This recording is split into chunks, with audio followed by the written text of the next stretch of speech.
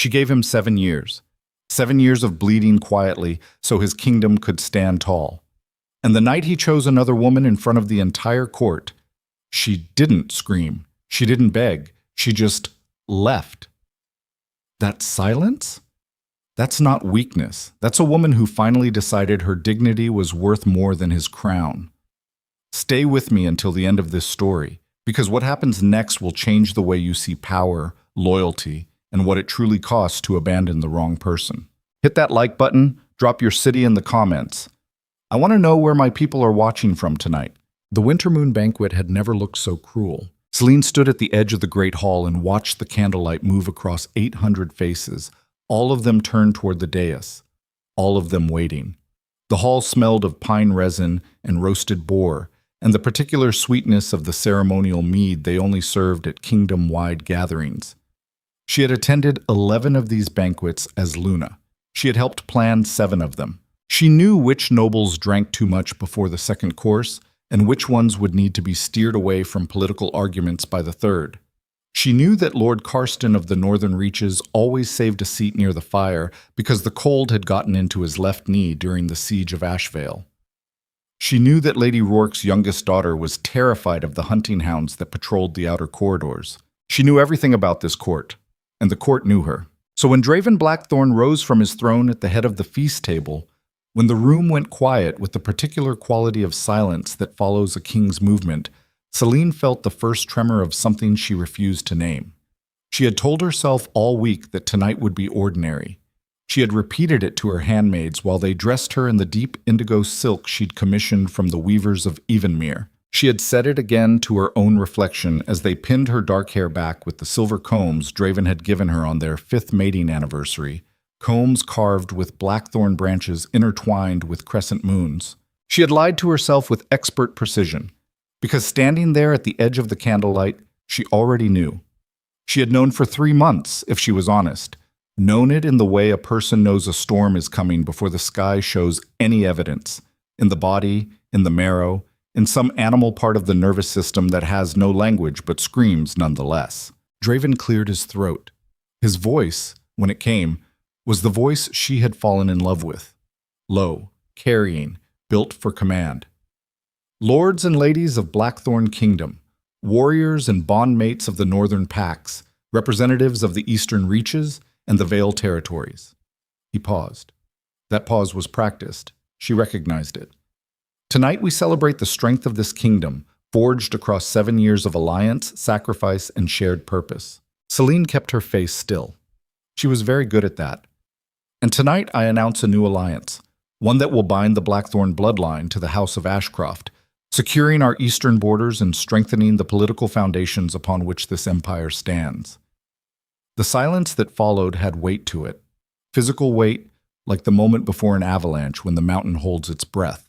Then Draven extended his hand to the right, and Vivian Ashcroft stepped forward from behind the carved oak pillar where she had been waiting, and Selene understood that this had been staged, choreographed.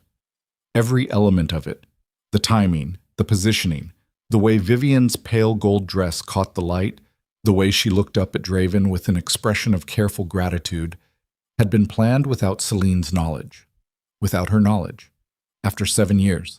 Lady Vivian Ashcroft will join the Blackthorn household as royal consort, Draven said. A second mating alliance, forged in the interests of political stability and the future security of our people. 800 people heard it. 800 pairs of eyes turned, first to Vivian, then, inevitably, to Selene. She felt every one of those glances land like small stones. She did not move. She did not allow her expression to change. She had survived the war councils where generals twice her age had spoken over her. She had survived 3 assassination attempts and 1 kidnapping orchestrated by the Velmore Syndicate. She had sat across treaty tables from men who viewed her as nothing more than Draven's shadow, and she had negotiated them into agreements that protected thousands of lives. She could survive 800 people watching her humiliation, she thought. Across the hall, Draven's eyes finally found hers. She expected something in his face, guilt, perhaps, or the dim flicker of an apology he lacked the courage to speak.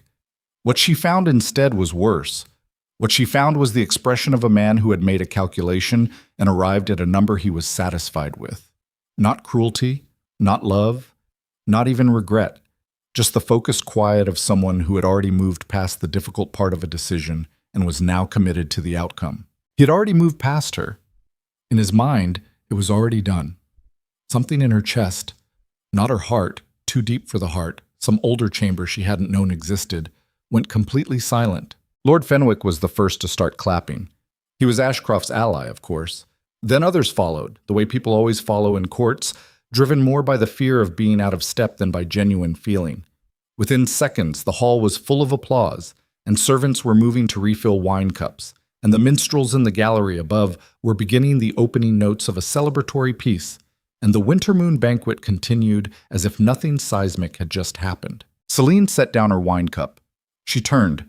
She walked toward the side corridor that led to the private quarters, and she did not look back. That was the thing about the deepest betrayals. They didn't announce themselves with violence. Nobody drew a blade. Nobody raised their voice. The ceremony of her destruction had been conducted with the same efficiency Draven applied to military campaigns, and it had been just as thorough.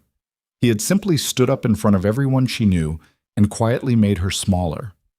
Had taken the 7 years she had given him and publicly assigned them a value. Replaceable. Insufficient. Temporary. She reached the corridor and the noise of the banquet hall fell behind her. Her footsteps on the stone floor sounded very loud. The torches along the wall threw unsteady light. She kept walking.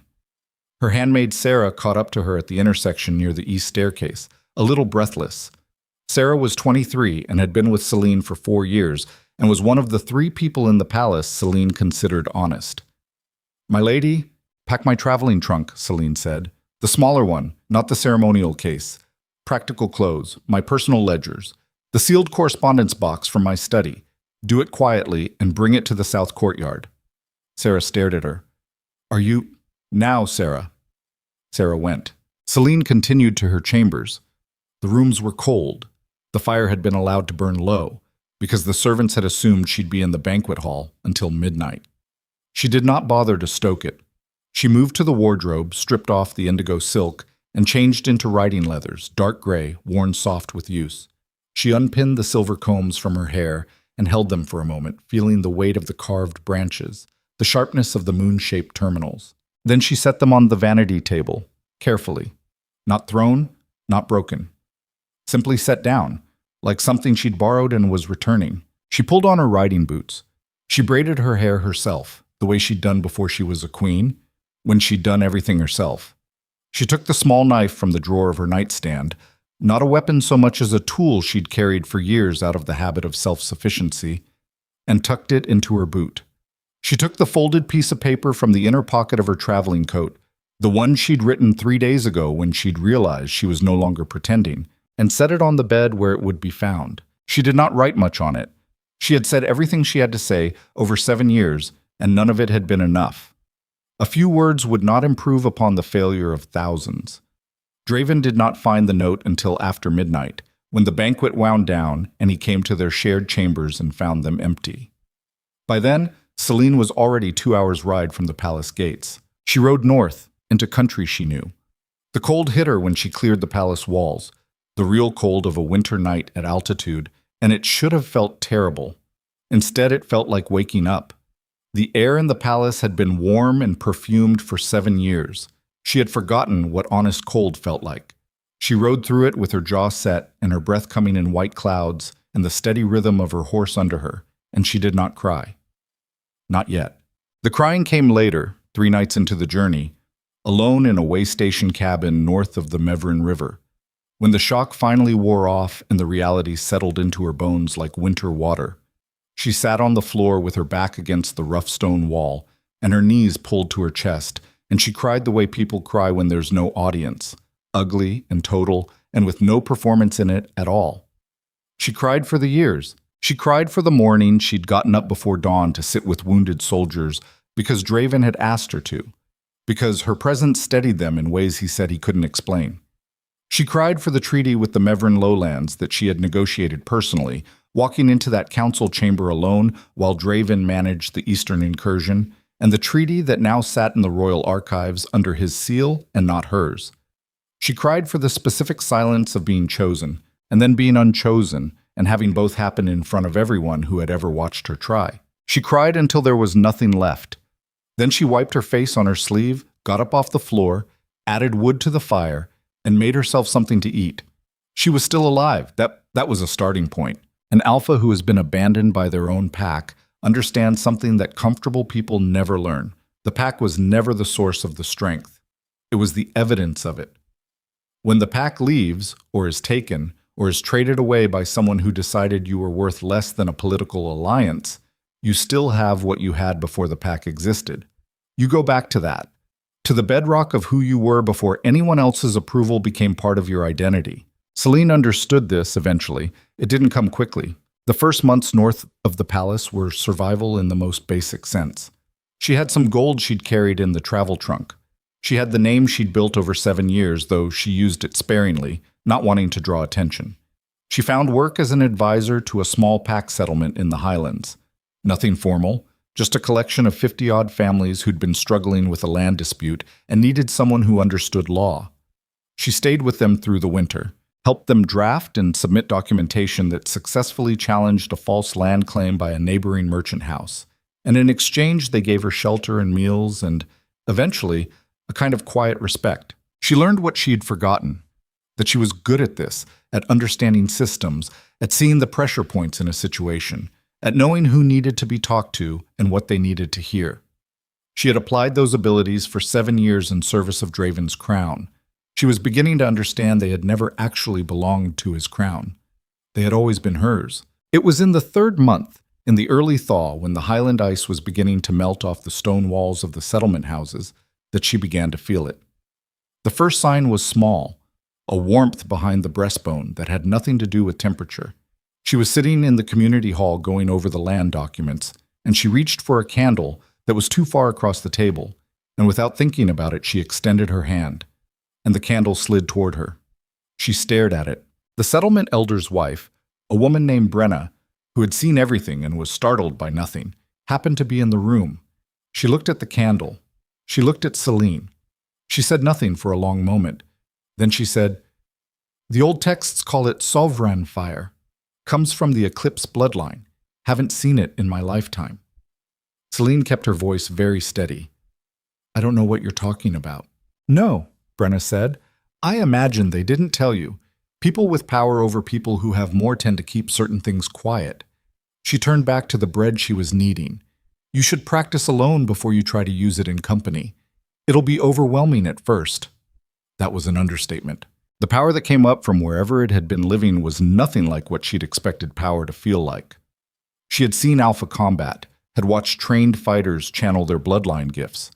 It was controlled, directed, precise. What woke in Selene was older and less interested in precision. It moved like moonlight moves, in all directions at once, touching everything without permission. The first time she let it loose in the open highland meadow above the settlement, she blacked out 3 acres of snow. She stood at the center of a burned ring on a winter hillside and felt, for the first time in months, something that was not grief. She felt enormous. Back in the Blackthorn capital, the kingdom was learning what she had kept at bay. Word traveled north to the highlands in fragments, a trader here, a courier route there. She assembled the picture from pieces. The harvest that had held steady through 7 lean years had failed in 2 consecutive seasons.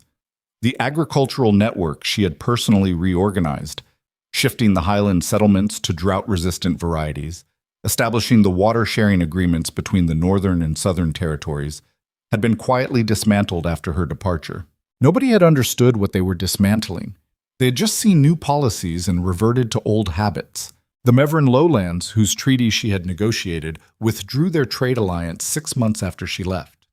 The specific clause that held the alliance together had required annual cultural exchange visits. A small thing, she'd thought, but one she'd insisted on because she understood that the Mevran people valued relationship maintenance in ways the Blackthorn court had never bothered to learn. Without her there to ensure those visits happened, the clause went unmet, and the Mevrian Council exercised their right to exit. The Eastern pacts that had remained neutral during the border disputes, Neutral because she had spent 2 years building personal relationships with their chiefs, attending their seasonal gatherings, learning their names and their children's names, began drifting back toward old alliances with Blackthorn's rivals. She had not been a symbol to them. She had been a person they trusted. When she vanished without explanation, the trust vanished with her. She heard this news and felt something complicated. Not satisfaction, exactly. It would be dishonest to claim there was no relief in having proof that she had mattered. But it was tangled up with grief because she knew what that instability would cost ordinary people.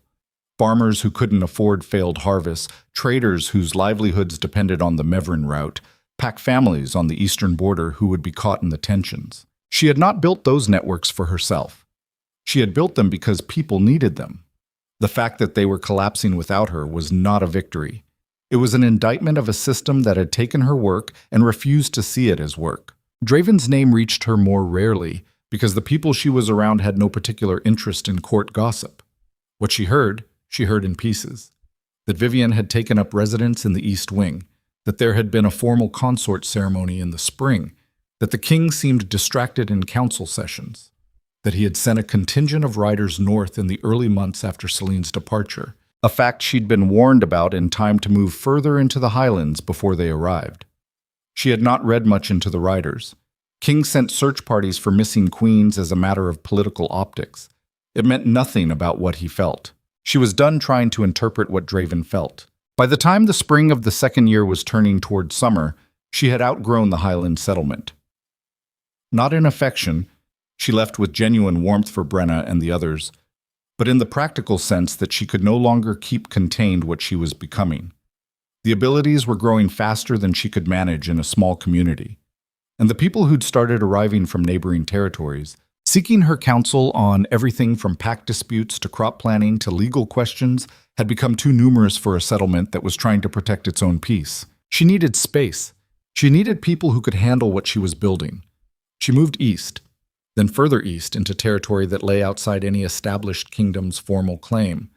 The border region called the Vale Expanse, a vast stretch of highland plateau that had been contested since before anyone could remember.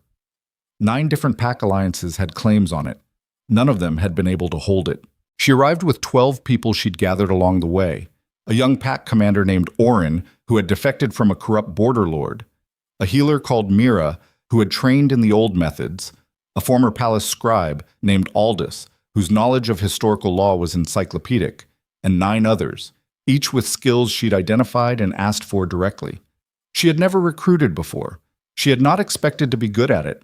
It turned out that people respond to being asked by someone who actually understands what they're capable of. Not performing, not manipulating, just seeing. They set up camp on the plateau in the summer heat, with wind coming off the high peaks and the grass dry and gold. On the 3rd evening, when the fire was burning down, Orin sat across from her and said, "What exactly are we building here?" She looked at the fire for a moment. "Something that can last," she said, "without depending on any one person's willingness to stay." Orin was quiet, chewing on that. He was 28, with a scar across his chin from a border skirmish, and the careful eyes of someone who'd learned not to trust easily. "That's not an answer," he said. "No," she agreed, "but it's where we start." She understood something about leadership that most people who possess power never learn. The measure of a ruler is not what happens when they are present. It is what holds together when they are not. She had lived on the opposite side of that lesson. She had been the thing that held something together, and no one, not even the man she had bound herself to, had understood enough of what she was doing to protect it. She would not build something like that again. If she built something, she would build it so that the principles were embedded in the structure, not in her body. They spent the summer and fall establishing ground. Negotiating with the 9 claimant alliances was a nightmare of competing grievances and historical wounds that went back 3 generations in some cases. She spent 6 weeks doing nothing but listening. Just listening, traveling to each claimant group, sitting with their elders, asking questions she had no agenda for and genuinely wanted the answers to. It was Aldous who noted, one evening after a particularly difficult session with the Kael Mountain Alliance, that she was doing something he hadn't seen a ruler do before. "Most leaders negotiate," he said. "You're doing something different." "What am I doing?" You're treating them like they already belong to something together, like the conflict is the anomaly and the belonging is the natural state. She considered that. Is that wrong? No, Aldous said. It's just unusual. It seems to be working. By the first frost, she had a provisional agreement among 7 of the 9 claimants. The other 2 required more time, more trust building, more demonstrations that this was not simply a new entity attempting to absorb them. She gave it time. She had nothing else pressing. By the following spring, the Veil Expanse was beginning to call itself the Eclipse Dominion. The name came from Aldous, who had located the old texts about her bloodline in a collection of documents he'd acquired from a trader in antiquities. The Eclipse Sovereigns, her mother's line going back centuries, to a time before the Alpha bloodline system had calcified into its current hierarchy. The Eclipse gifts were documented there. The ability to channel moonfire, to manipulate the boundary between light and shadow, to hear the emotional current of a room the way some people can feel changes in air pressure before a storm. She read the texts 3 times. Then she put them down and went outside and stood in the evening air for a long time. She had been trained since childhood to be a support structure. Her gifts, such as they were, had been framed as supplements to someone else's power, useful for a Luna's role, valuable in service of an Alpha's reign. When Draven's bloodline abilities had been celebrated, and they were formidable, she had never denied that. No one had thought to ask what bloodline she carried. She thought about the 7 years, about every council session where she had read the emotional temperature of the room and steered conversations away from flashpoints before they became crises. Every diplomatic meeting where she had walked in having already mapped the needs and fears of every person at the table. Every time she had known, with a certainty she couldn't explain, what was about to happen, and had positioned herself to cushion the impact. She thought about Draven, who had watched all of it and called it instinct, called it sensitivity, called it her way of being as if it were temperament and not power. She stood in the evening air until the stars came out. Then she went back inside and told Orin to double the training schedule. They needed to be ready. The Eclipse Dominion's first year as a formal entity attracted exactly the kind of attention she'd expected. Small threats first, border lords who saw new territory and assumed it was unclaimed in any meaningful sense. She handled those with minimum force and maximum documentation, which confused people who expected either aggression or retreat. The legal groundwork Aldous had laid was ironclad. The territorial agreements were registered through 3 different historical channels. Attacking the Eclipse Dominion was not just a military proposition, it was a legal one, and she made sure anyone considering it understood the complexity of what they were stepping into. Then came the larger interest. The Kale Mountain Alliance's dissenters, the 2 claimants who had not joined the initial agreement, reversed position in the Dominion's 8th month. What changed them was not negotiation. What changed them was watching. They had expected the provisional agreement to fracture. When it didn't, when the 7 allied groups actually began functioning as a coherent entity, the dissenters came back. She accepted them without ceremony. No speeches, no public acknowledgement of their previous resistance. She simply said, "Welcome," and moved on to the next problem. Orin found her working late one night, by the low light of a single candle, going through supply projections. "You should sleep," he said. "I'll sleep when the eastern water routes are figured out." He sat down across from her. He had gotten better at saying difficult things to her, not because she was easy to say difficult things to, but because he had decided it was part of his job and he was going to do his job. "People are afraid of you," he said. She didn't look up. "Which people?" "Most people. The claimants, the new settlers, even some of our original 12. Not in a bad way necessarily, but there's—" He stopped, searching for the word. "There's a distance they keep, like you're outside of something." She set down her pen. She looked at him. He was one of the only people she knew who would hold her gaze steadily without it turning into a contest. "I've been outside something my whole life," she said. "I was useful to it. I was necessary to it, but I was never fully inside it." She paused. "I don't know how to be inside it." Orin was quiet for a moment. "That's not entirely true," he said finally. "No? You're inside this. What we're building. I watch you with people. You're not performing distance. You genuinely care about the water routes. You genuinely—" He stopped again. "You're in it. You just don't seem to know you are." She thought about that for a long time after he went to bed.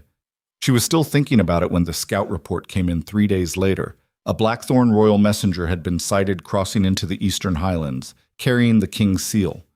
She folded the report carefully. She set it on the corner of her desk where she kept things that required thought before action. She looked at it for a long moment. Then she went back to the water route projections. The messenger arrived on a cold morning in the early days of winter, 2 years and 4 months after she had walked out of the winter moon banquet. He was young, maybe 20, with the formal livery of the Blackthorn court and the slightly shell-shocked expression of someone who had expected to deliver a message to a camp and instead found what was becoming, unmistakably, a capital. She received him in the hall that Aldous had designed, spare, functional, built from the dark stone of the plateau, with the Eclipse Dominion standard hanging above. Black field, silver crescent, the ancient sigil of her bloodline. The messenger knelt. She did not invite him to stand immediately. "State your business," she said. He swallowed. "A message from His Majesty, Alpha King Draven Blackthorn of the Northern Reaches, and the—" "I know his titles." She said it without cruelty, just clarity. "The message." The boy fumbled with the seal and opened the letter and began to read in a voice that was trying to be official and kept threatening to crack. His Majesty requests the establishment of diplomatic contact between the Blackthorn Kingdom and the entity known as the Eclipse Dominion, with the aim of— "Stop," she said. He stopped. She descended from the raised platform where she'd been standing.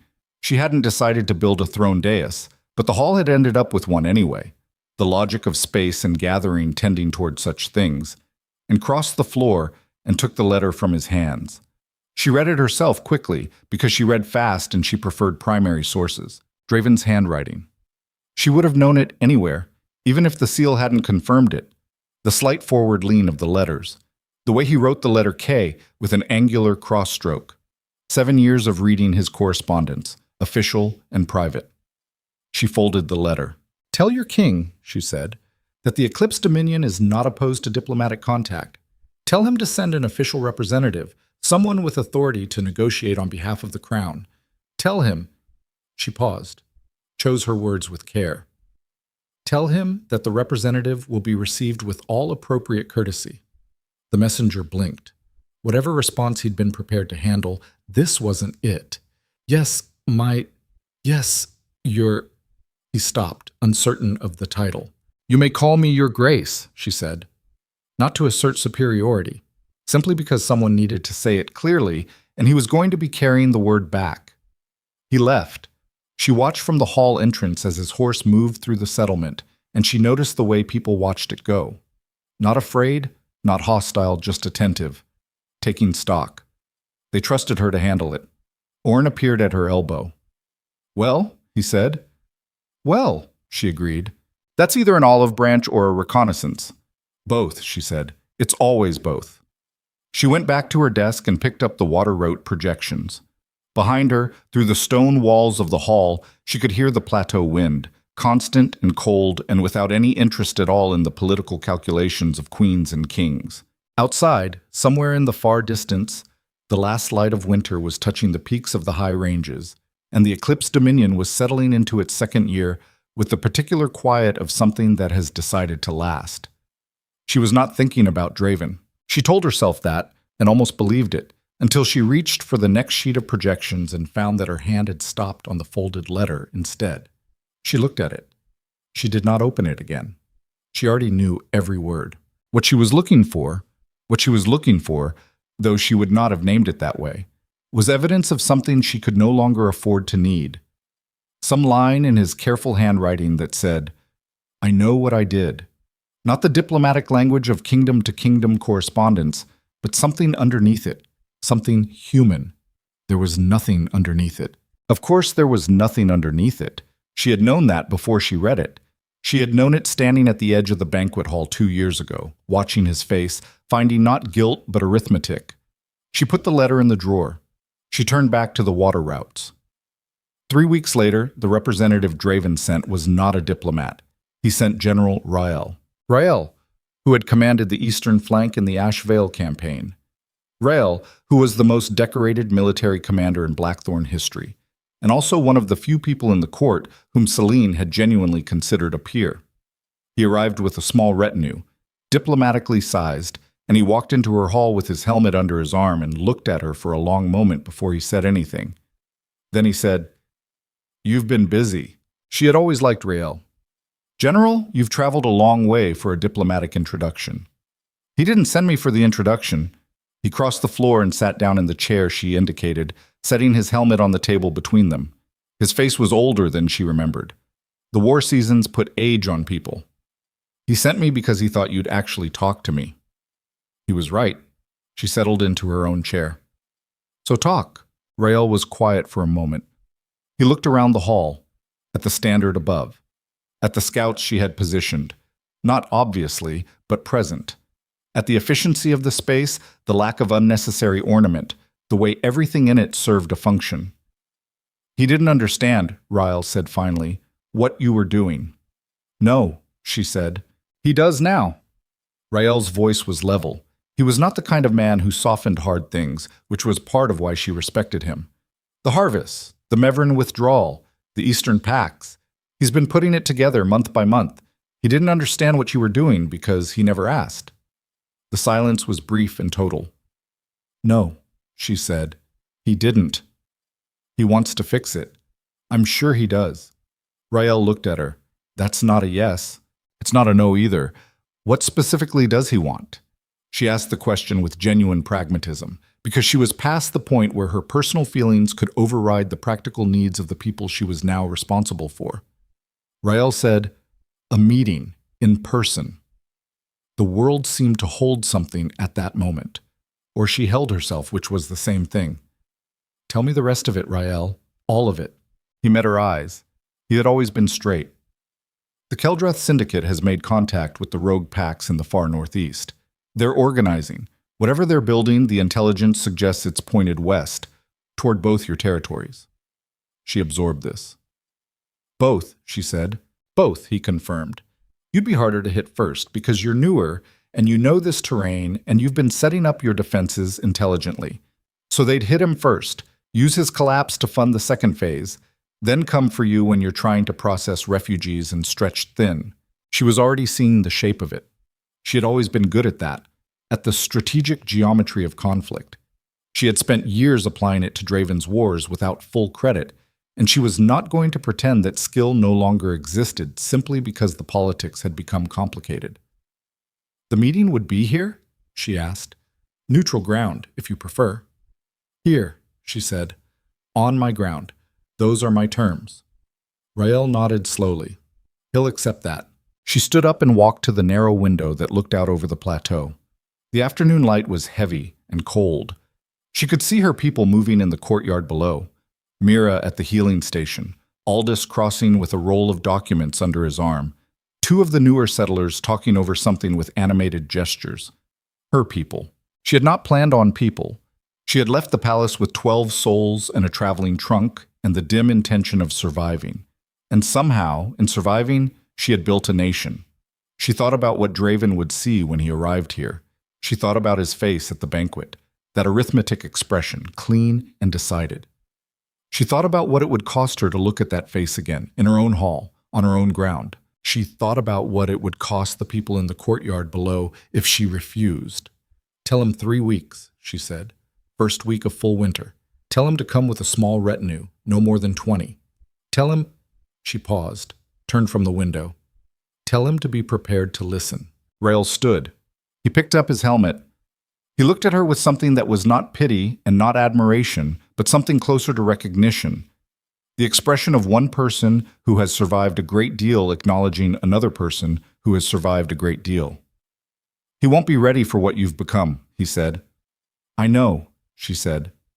She watched him leave. She stood in the empty hall for a long moment. The plateau wind moved through some gap in the stonework, and she felt it on her face, cold and without sentiment. 3 weeks. He would come in 3 weeks, and she would sit across from the man who had stood up in front of 800 people and publicly chosen someone else. She would sit across from him in her own hall, beneath her own standard, and she would do the thing she had always done. Understand the shape of the situation better than anyone else in the room, and use that understanding in service of the people who needed her. Not for him. Never again for him. But if the Keldrath Syndicate was moving, and if the intelligence Rael carried was accurate, then the next 6 months were going to change the landscape of every territory on the continent, and whoever was standing on the wrong side of that when it broke. She turned away from the window. She called for Orin. She called for Mira. She called for Aldous. "We have work to do," she said when they had assembled, looking at 3 faces she had come to trust. "And 3 weeks to do it before we have company." Aldous said, "What kind of company?" She looked at each of them in turn. She felt the warmth behind her breastbone that had been growing steadily for 2 years.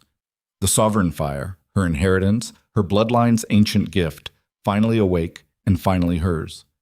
"The kind," she said, "that needs to see exactly what we've built." Orin's eyes narrowed. He had the intelligence of someone who had survived several wrong loyalties and learned from all of them. "Blackthorn?" he said. She picked up the papers from her desk. The water route projections, the defense mapping, the eastern border assessments, everything she had been building layer by layer for 2 years. "Begin the full inventory," she told them. "Every fortification, every alliance, every resource. I want numbers. I want them right." "Why?" Mira asked. Selene set the papers down on the table in front of them. "Because when the Alpha King walks through that door," she said, "he is going to look at everything we've built and realize for the first time exactly what he lost." She paused. "And then he's going to ask me for something." The 3 of them waited. "And what's waiting for him in the northeast?" She stopped. Her hand rested flat on the papers. Her voice was steady. "It isn't the kind of thing either of us can fight alone. Which means the choice I make in 3 weeks isn't just about him. It isn't even just about us." She looked up. "It's about whether there's anything left standing when the dust clears." Outside, the plateau wind moved.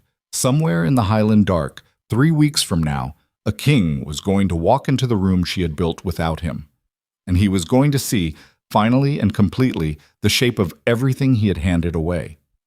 What neither of them knew yet, what not even Selene with her ancient gifts and her hard-won clarity could see from where she was standing, was that the intelligence Rael had carried was not the full picture. What the Keldrath Syndicate had built in the northeast was not an alliance.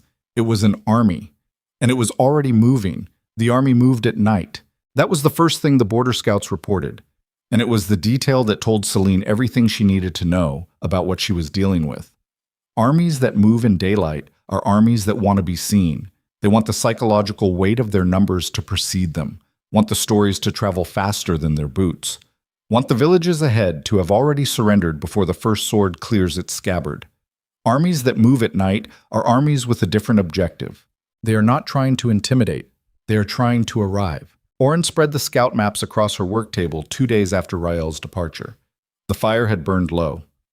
Nobody moved to feed it. 3 columns, he said.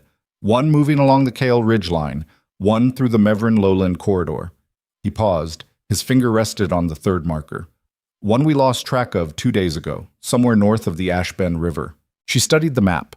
The geometry of it was clear enough, if you understood how coalitions moved when they'd been planning long enough to coordinate. 3 columns meant a 3-point convergence. The ridge column would take the longest, difficult terrain, designed to tie down response forces and prevent flanking. The lowland column was the speed element, built to cover ground. The 3rd column, the one they'd lost, that was the one that mattered. That was the one pointed at something specific. "How many?" she asked. "Estimates. The ridge column, maybe 4,000. The lowland, 6 to 8. Orin's jaw was set. "The 3rd, he stopped. "How many?" The scouts who tracked them before losing contact put the count at 12,000. The number sat in the room. Mira, who had come in quietly during the briefing, said, "That's not a raid force." "No," Selene said, "it's not." Aldous had his hands folded on the table. He was the oldest among her core people, 60-something, with the particular calm of someone who had spent decades watching power operate and had reached a point of emotional immunity to its theater. "The question," he said, "is whether the intelligence Rael carried was incomplete or deliberately partial." Selene looked at him. "Both possibilities need to be considered," Aldous continued. Either Blackthorn's intelligence apparatus is failing, which is its own problem, or General Ryle was sent here with a curated version of the threat picture designed to make the king's request for a meeting seem more reasonable than it might otherwise appear. You think Draven manipulated the briefing? I think, Aldous said carefully, that a king who suddenly discovers his former Luna has built a functioning sovereign entity in contested territory has multiple incentives that don't all point in the same direction. Genuine alliance against a common threat is one incentive. Gaining access to your defenses and your intelligence network under the guise of alliance is another. The fire popped. Outside, the plateau wind was moving steadily, the way it always moved this time of year, without urgency and without stopping. She thought about Rael's face when he'd looked around her hall, the assessment in his eyes, professional, precise. She had read it as the reflex of a military commander in an unfamiliar space. Now she held it alongside Aldous' framing and felt the two things coexist without resolution. Here was the problem with having loved someone for 7 years. You accumulated a great deal of data about them, and that data was not neutral. It wanted to be used. It wanted to be applied. Every time you tried to assess their current behavior clearly, the accumulated data rose up and said, "But I know him. I know how he thinks. I know what he would and wouldn't do." And that knowledge, that intimacy, was the most reliable instrument for clouding your judgment that existed. Because the person you knew was not a fixed thing. People are not fixed. They are shaped by what they want and what they're afraid of, and what they've had to do to survive the gap between those two forces. She had been shaped by the last 2 years. Draven had been shaped by them too, in different directions, toward different conclusions. She could not assume she knew which direction. "Increase the eastern watches," she said. "Triple them on the Ashbend line. I want scouts running continuous relays, nothing more than 4 hours between reports." She straightened. "And get me everything we have on Keldrath's syndicate structure. Their leadership, their financing, their past campaigns." "Aldous, I know you have sources." "I have some," he said. "Use them all. Use them." She looked at the map for another moment. The third column, 12,000 strong, somewhere north of the Ashbend, moving at night, pointed at something specific. She thought about what was specific in this landscape. She thought about what in this landscape was worth 12,000 soldiers in the dark. Her eyes moved to the center of the map, to the plateau, to the black mark that represented what she had built in 2 years. Of course it was her.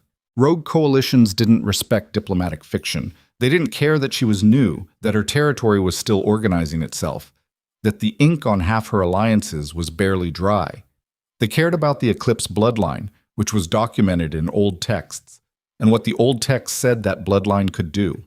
They cared about the Sovereign Fire, the ancient gift that no living ruler had possessed in generations, and they cared about it with the specific urgency of people who understood that certain advantages, once consolidated on the other side of a conflict, become impossible to overcome. They were not coming to conquer a new territory.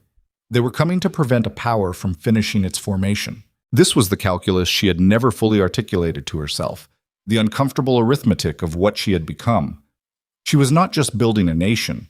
She was changing the strategic landscape of the entire continent. Every alliance she made, every piece of infrastructure she laid, every demonstration of the Sovereign Fire's capabilities moved the balance. And balance, when it moves, is never neutral. It moves toward someone and away from someone else. The people it was moving away from were willing to march 12,000 soldiers through the dark to stop it. She called Oren back to the table. "New priority," she said. "The meeting with Blackthorn still happens. 3 weeks, as scheduled." Oren's eyes said what his voice didn't. "I know," she said, "but listen to the geometry. If the syndicate is moving against both of us simultaneously, the timeline for the meeting becomes an asset, not a liability. Draven arrives here, sees the situation directly, and has to make a real-time decision instead of a calculated political one. That removes the room for theater. Or, Oren said, he arrives here, sees that we're about to be hit, and decides the smart play is to let the syndicate do the heavy work and then negotiate with whatever's left." She looked at him. "You asked me to be honest," he said. "I did." She picked up the map and folded it. "Hold that possibility. Keep it in the room. But don't make it the only possibility. Because if it's the only possibility we plan for, we've already decided he's an enemy, and that decision has consequences we might not survive either." Oren was quiet for a moment. Then he nodded, once, and went to relay the watch orders. She was alone in the hall. She pressed both palms flat on the table and looked at the wood grain and breathed. She was doing a thing she had learned in the Highland settlement winter, the deliberate management of fear, which was different from suppressing it. You couldn't suppress it. It was information. Fear was the nervous system processing threat faster than the conscious mind could keep up. And if you shut it down, you lost the information. But if you let it run unchecked, it degraded everything. So you held it. You held it the way you hold something very hot. Not squeezing, just maintaining contact, staying present with the sensation until the body understood you were not going to abandon it, but also not going to be controlled by it. She held the fear for 30 seconds. Then she let go of the table and went to find Mira. The next 2 weeks were the hardest kind of work. Not dramatic, not the kind of work that announces itself. Just the grinding, unglamorous labor of preparation. She and Oren redesigned the Eastern Defense positions twice. The first design was good. The second was better because she woke up at 3 in the morning on the fourth night with a specific image in her mind of how the ridge column would try to use the Kael terrain to flank, and she got up and redrew the contingency response, and it meant repositioning 2 of their strongest units to less obvious ground, which Oren accepted without argument because he trusted the 3 in the morning version of her judgment as much as the daylight version. Aldis's sources came through. The Keldrath Syndicate's leadership structure was cleaner than she'd hoped. A council of 7, not a single commander, which meant decisions moved slower but commitment ran deeper. Coalitions with single commanders fall apart when the commander falls. Councils sustain themselves. You couldn't kill your way to the end of this one. You had to find a different kind of pressure point. She spent 2 days doing nothing but reading the history. The Syndicate's past campaigns had a pattern. They hit fast. They hit at transitions. They exploited the specific vulnerability of entities in the process of consolidating. They had broken 3 emerging pack alliances in the last decade, using the same principle. Strike before the foundations are fully set, when the new entity is still explaining itself to its own people. She pulled Aldis aside after supper on the 9th day. "They're going to try to split us," she said, "internally, before they commit the full force." Aldis settled into his chair. He had the look of someone who had been thinking the same thing and was pleased she'd arrived at it independently. "The claim in alliances," he said, "specifically the ones who came in late, the 2 who held out." She folded her hands. "What would it take to make them doubt us?" "Not much. One rumor, placed correctly. A suggestion that the Eclipse Dominion is about to be overwhelmed, and the smart move is to step back from the alliance now, before the losses compound." She paused. "Who do we have who's deep enough in those communities to catch it if the rumor starts moving?" "1 person," Aldis said. "Possibly 2. Use them, starting now." He nodded. She stood up and then stopped. "Aldis, the texts about the Eclipse bloodline, the full capabilities, not just what we've seen." He was careful. "What about them? Is there anything in them about limits?" He was quiet for a moment that told her he had already read everything and had been waiting for her to ask. "The Sovereign Fire has no documented upper limit in terms of scale," he said slowly. "But the older texts describe a cost, not physical. The gift feeds on clarity of purpose. When the wielder's intention is divided, the fire diminishes. When it is absolute," he stopped. "They use a phrase, eclipse wrought. It means something that has been reduced to its most essential nature by the passing of all light. The text suggests that a wielder who achieves that state of intention can move forces that have no precedent." She was quiet.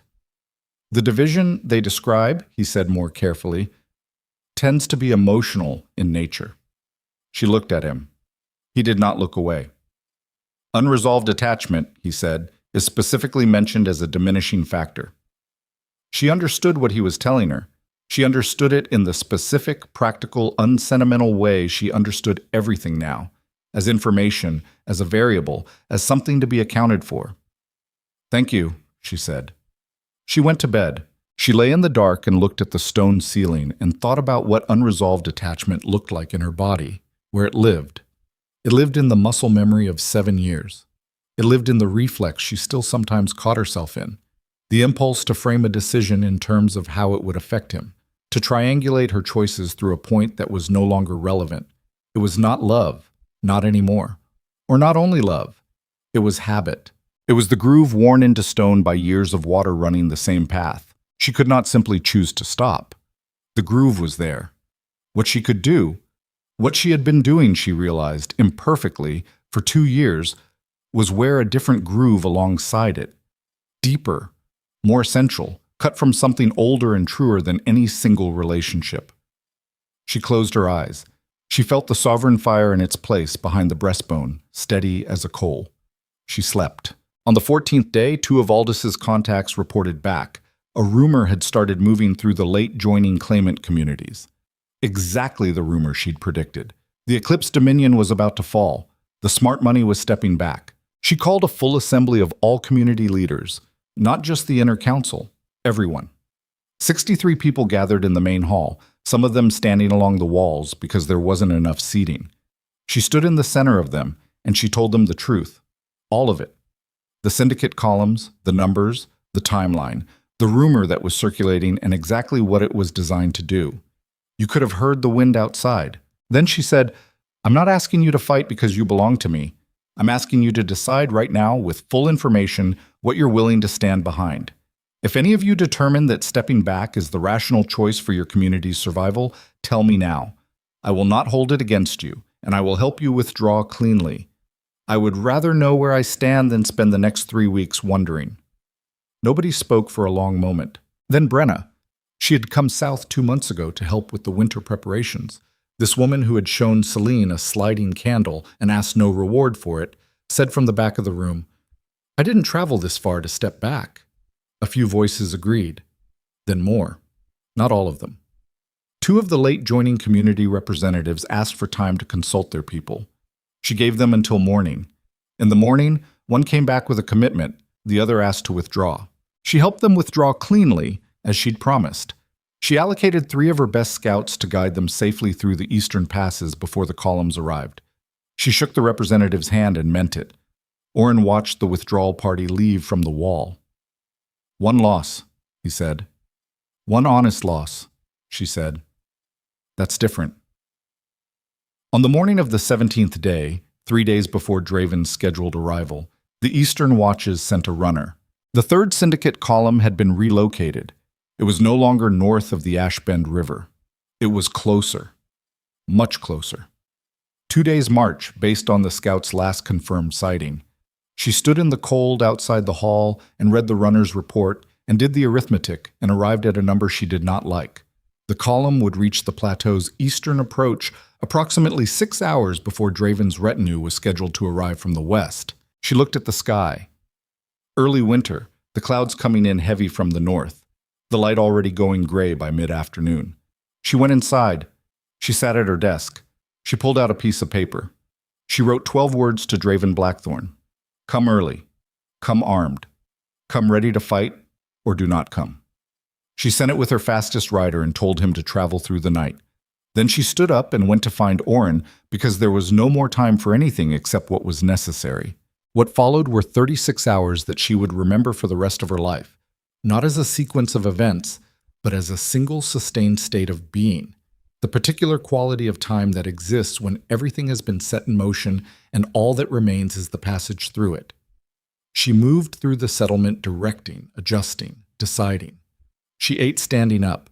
She slept for 2 hours on a cot in the back room of the hall and woke without needing to be called.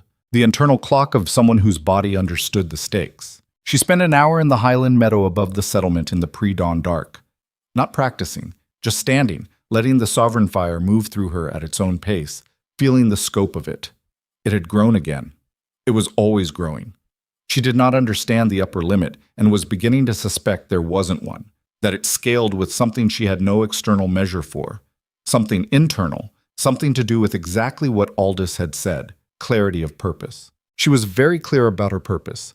She came back down the slope as the first gray light was hitting the plateau. Mira was waiting at the hall entrance.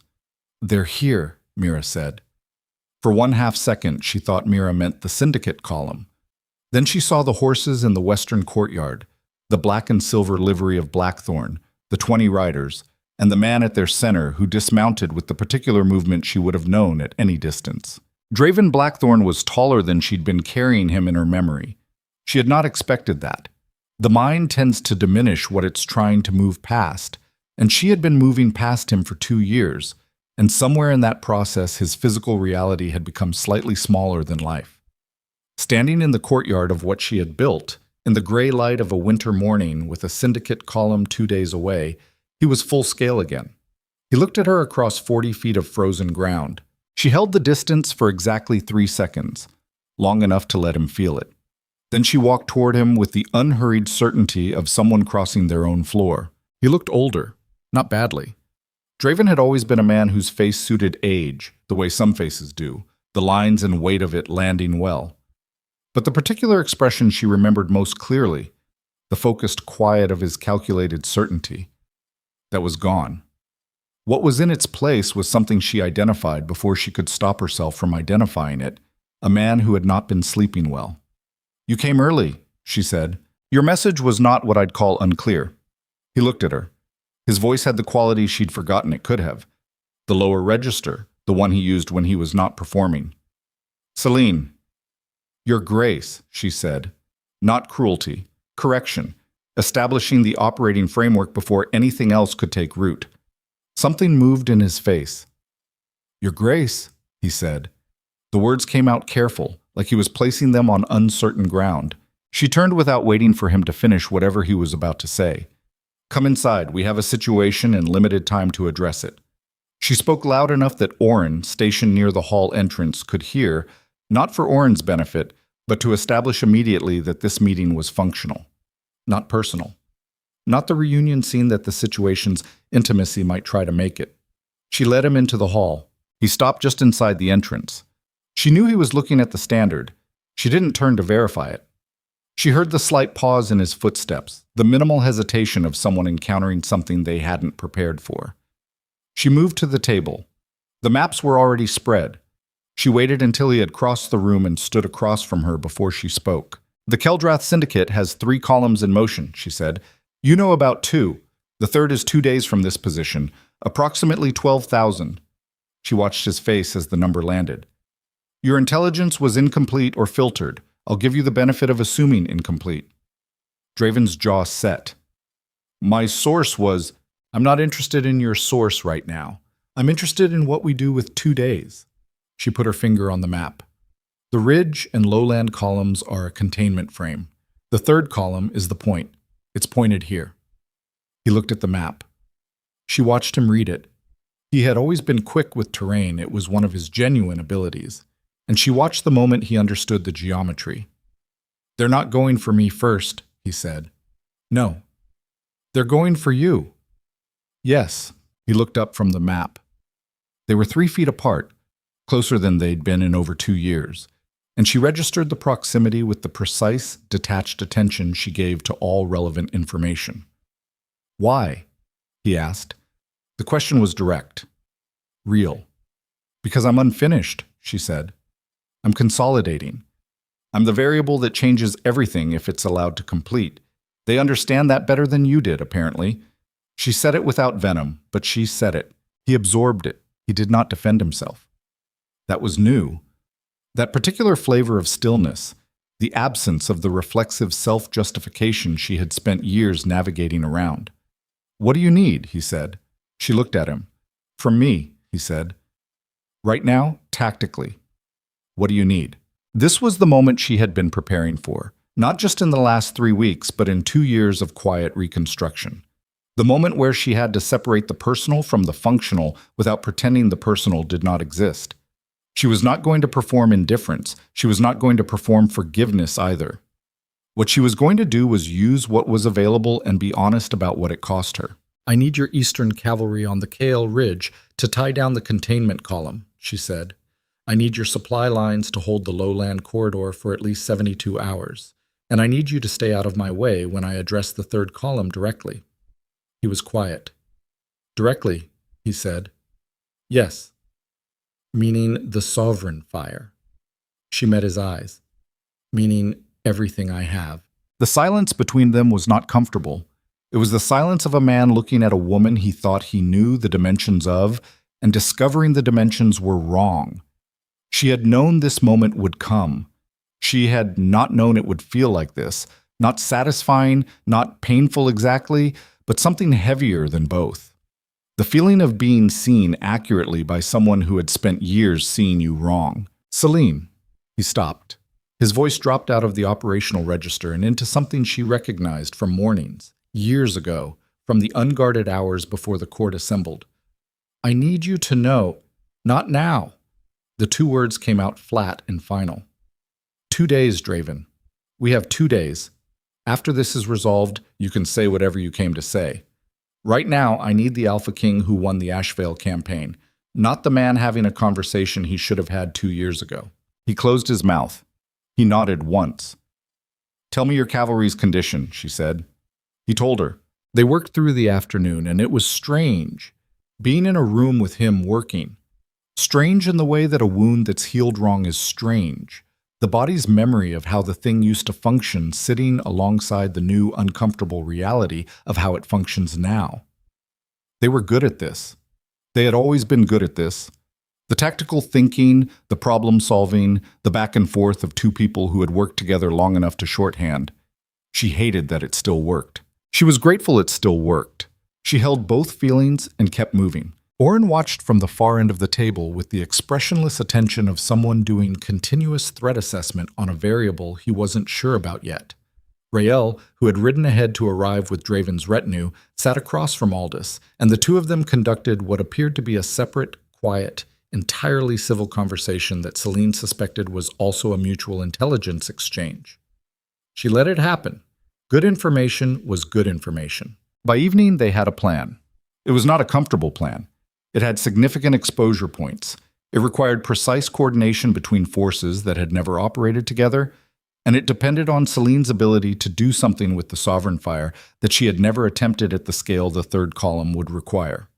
But it was the best plan available, and she had learned to work with what was available. Draven's retinue was quartered in the secondary building. Selene made no offer to give him different accommodation, and he made no request for it. Small mercies. He found her late in the evening after the planning session had ended and most people had gone to rest. She was back at the table, making final adjustments to the Eastern watch rotation. She heard him come in and did not look up immediately.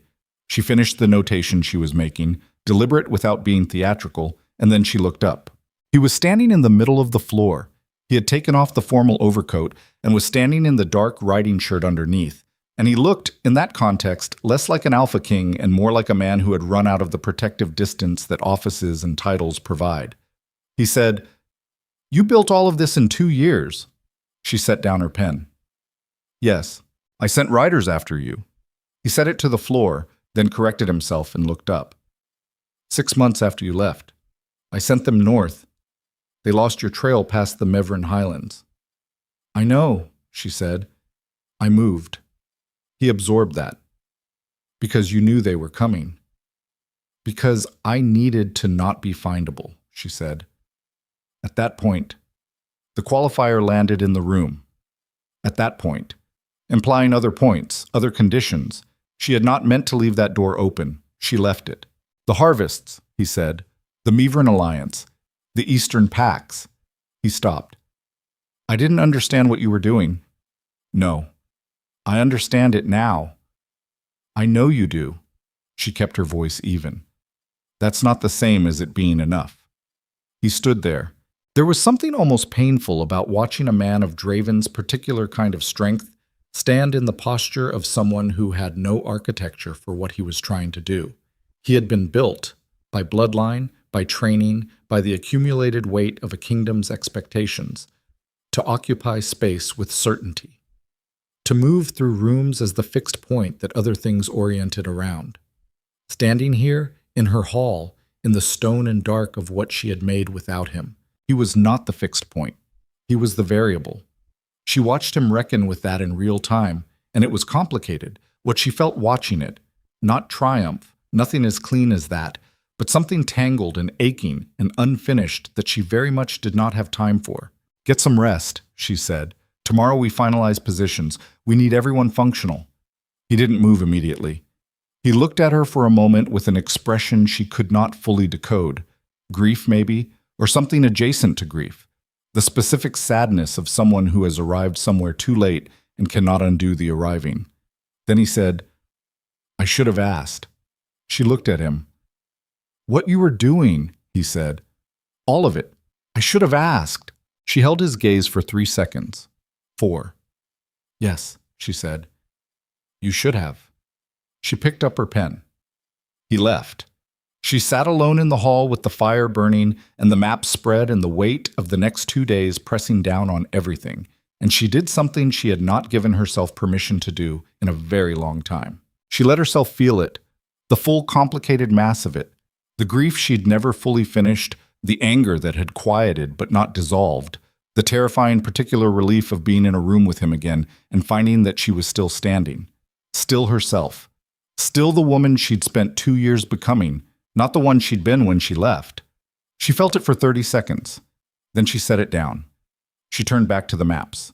Outside in the dark of the Highland Plateau, somewhere beyond the eastern watches, 12,000 soldiers were moving through the night.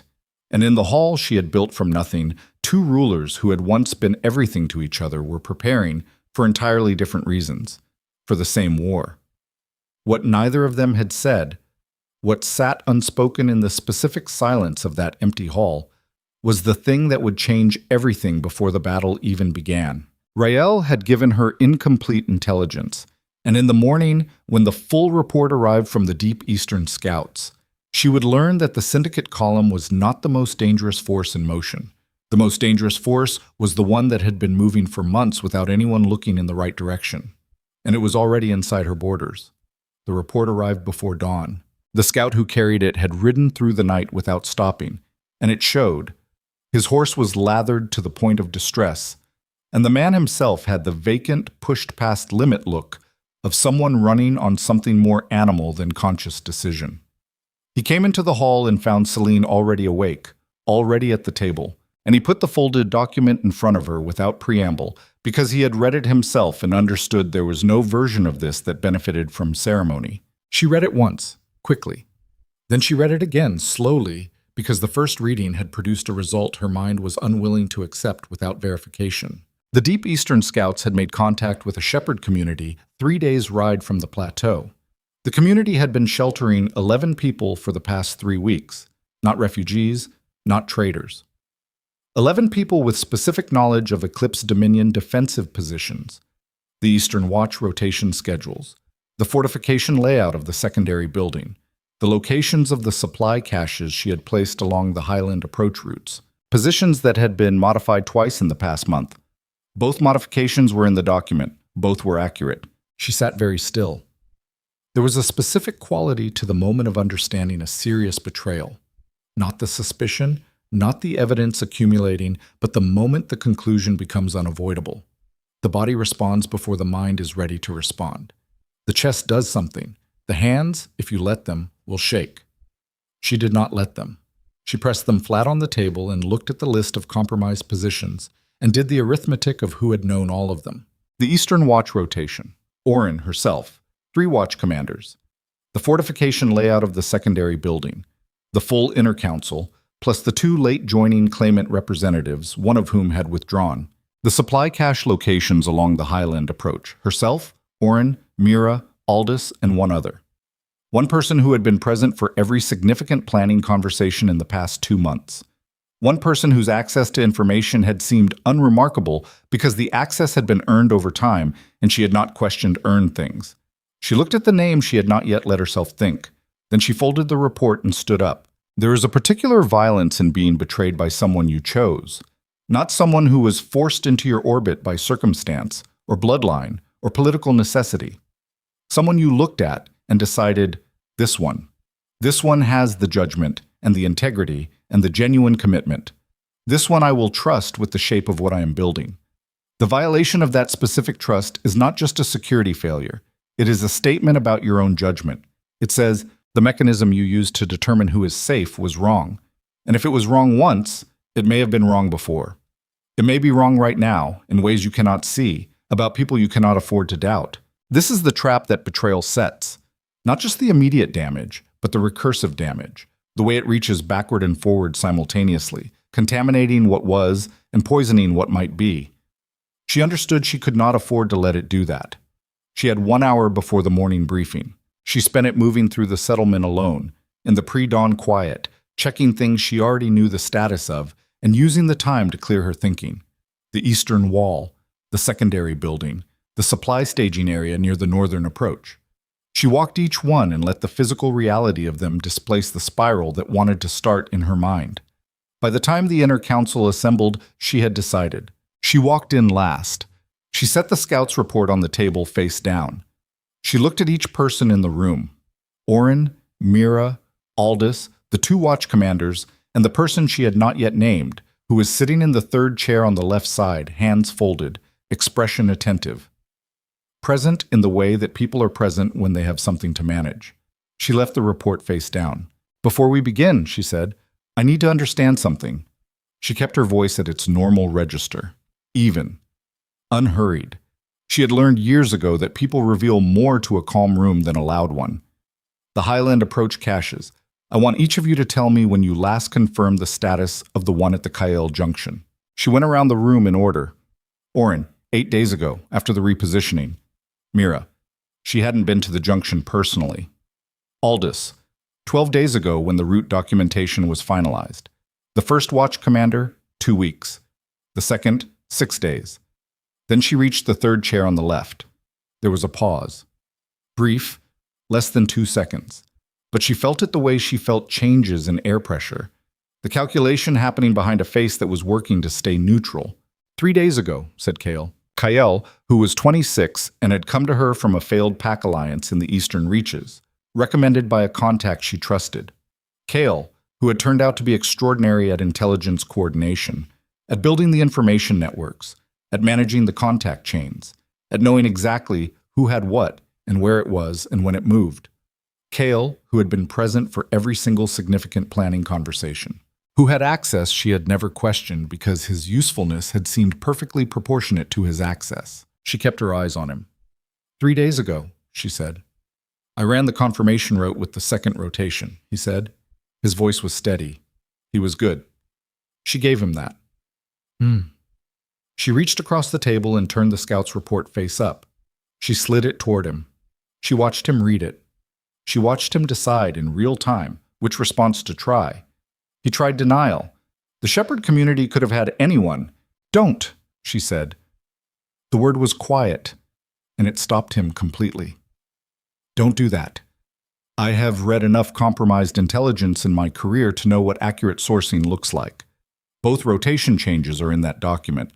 The 2nd one I made 4 days ago. I told 2 people before I told the council. You were one of them. Silence. Oren's chair scraped back approximately 2 inches. Just 2 inches, but she registered it. The physical expression of a man recalibrating, pulling slightly back from the person next to him, the body establishing distance before the mind has finished processing. Mira had gone very still. Aldous was looking at Kael with the expression of someone revising a long calculation. Kael put the report down. He set his hands flat on the table, palms down. She recognized the posture. It was the posture of someone who has been caught well and is now making a decision about what comes after the catching. Who are you working for? She said. Not a question. A demand, in the particular key of someone who does not intend to wait long for an answer. It's not... He stopped. Restarted. It wasn't an ideological thing. I didn't ask what it was. I asked who. He looked at the table. Syndicate Coordination Council. Secondary channel through a contact in the Mevran lowlands. He said it flatly, like a man reciting terms of surrender. How long? Before I came here. Before I was recommended to you. He paused. I was sent. The room absorbed this. She had known, reading the scout report, that it was likely. Sent, not turned. A planted operative, not a converted ally. It was in some ways worse, and in some ways more manageable. Worse because it meant the recommendation she had trusted was also compromised, meant her vetting process had been deliberately circumvented. More manageable because it meant there was no genuine relationship to mourn. He had never been what she thought he was. There was a terrible clarity in that. What have they received from you? She said. He told her. He told her in the flat, sequential manner of someone who had calculated that cooperation at this point was the only remaining variable he controlled. Defensive positions, watch rotations, cache locations. The timing of Draven's arrival, he had known about the meeting before it happened, had transmitted the information before Rael's riders arrived. The Sovereign Fire capability assessments, based on what he had observed in the settlement and what had been discussed openly in planning sessions. She let him finish. Then she said, "The 12,000, the column they pointed at me. They knew our Eastern defense layout before we modified it." "Yes. The modifications from 3 days ago. They have those too." She looked at him for a long moment. The thing about a well-run deception is that it reshapes the past.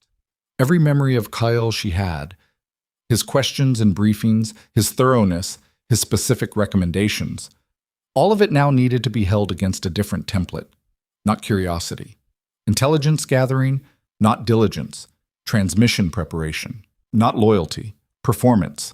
The retrospective distortion of it was enormous, and she did not have time for the full weight of it now. So she took the weight and set it in the place she had built for things that needed to be carried later. "Orin," she said, "here. Take him." Orin moved. Kale did not resist, which told her the calculation was already done. Resist, gain nothing. Cooperate. Maintain some small remaining value as a potential source. He understood his position clearly. She almost respected the cold pragmatism of it, then didn't, because cold pragmatism deployed against people who trusted you was not a virtue regardless of how cleanly it operated. They were gone. She looked at the people remaining. Aldous said, "The Eastern defense layout is compromised."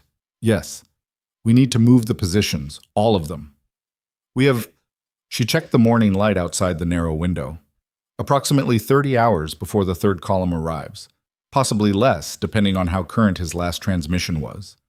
She looked at Mira. "The supply caches need to be relocated starting now. Take whoever you need. Don't tell anyone the new locations until they're necessary." Mira was already standing. She looked at the two watch commanders. "Redesign the Eastern rotation from scratch. Assume everything in the current rotation is known. I want the new layout to exist in your heads only until it's been physically executed." They went. She was left with Aldous. "The recommendation," she said. "I know," he said. "Who gave it?" He was very still. "The contact I used in the Mevrin lowlands, for the Syndicate intelligence. The same channel. The same source that had given her the Syndicate structural information had also given her Kyle." She thought about that for a moment. The elegant, economical brutality of it. One compromised contact, two penetrations. Information flowing in and a mole flowing in alongside it, both arriving through the same trusted door. "How much did you give that contact?" she said carefully. Aldous met her eyes. He was the oldest person she trusted, and he had the face of someone who had been waiting for this question and had decided to answer it honestly, regardless of what the answer cost him. "Everything I pulled from the Syndicate side. I gave him nothing originating from inside this dominion. That was the boundary I held." He paused. "I understand that may not be sufficient." She held his gaze. There was a version of this moment where she said, "Not sufficient? You're done." And there was a version where she accepted the boundary he claimed and the cost of accepting it and moved forward with the most experienced strategic mind she had available in a 30-hour window. She chose the second version not because it was comfortable, but because it was rational. And she told him, clearly, that she was choosing it conditionally, and what the condition was.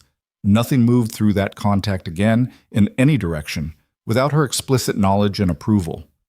He agreed, without qualification, and she believed him.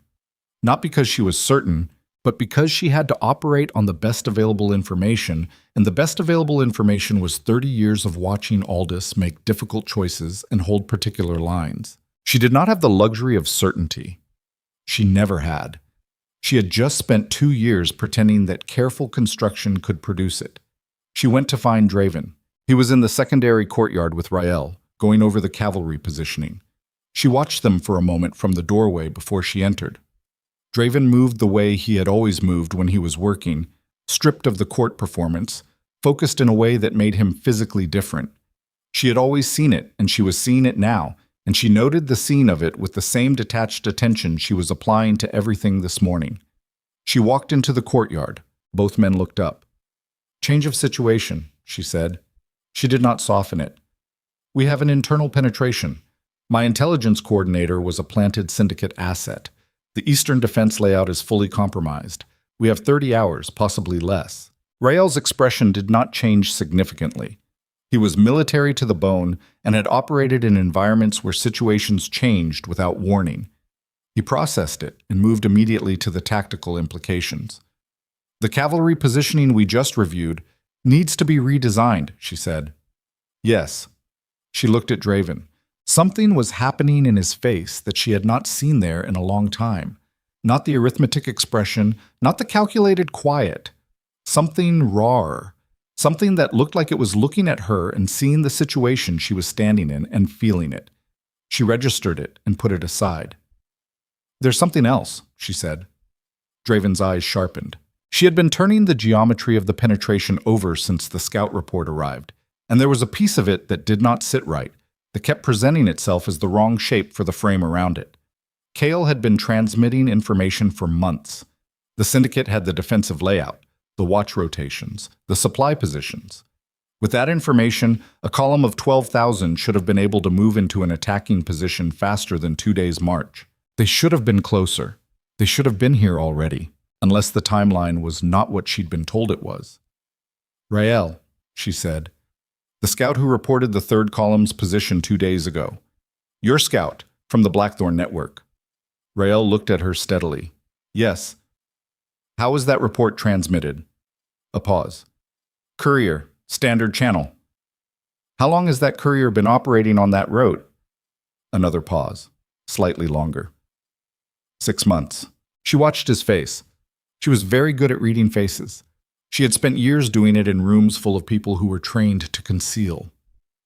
Selene, Draven said quietly. Warning in it, or something adjacent to warning, the sound of a man who saw where this was going and did not want to watch it arrive. She kept her eyes on Rael. The third column isn't 2 days away, she said. Is it? Rael's face did not move. Rael. The intelligence I received, he said, and then stopped. The silence that followed was not a comfortable silence. Draven said, Rael. His voice had dropped to a register she recognized. Command register. The voice that had directed armies. The voice that did not permit the response it didn't want.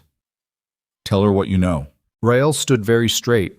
He was a man of extraordinary military honor. She had always believed that about him, had anchored significant trust to it, and she held that belief up against this moment and felt the grinding of the two against each other.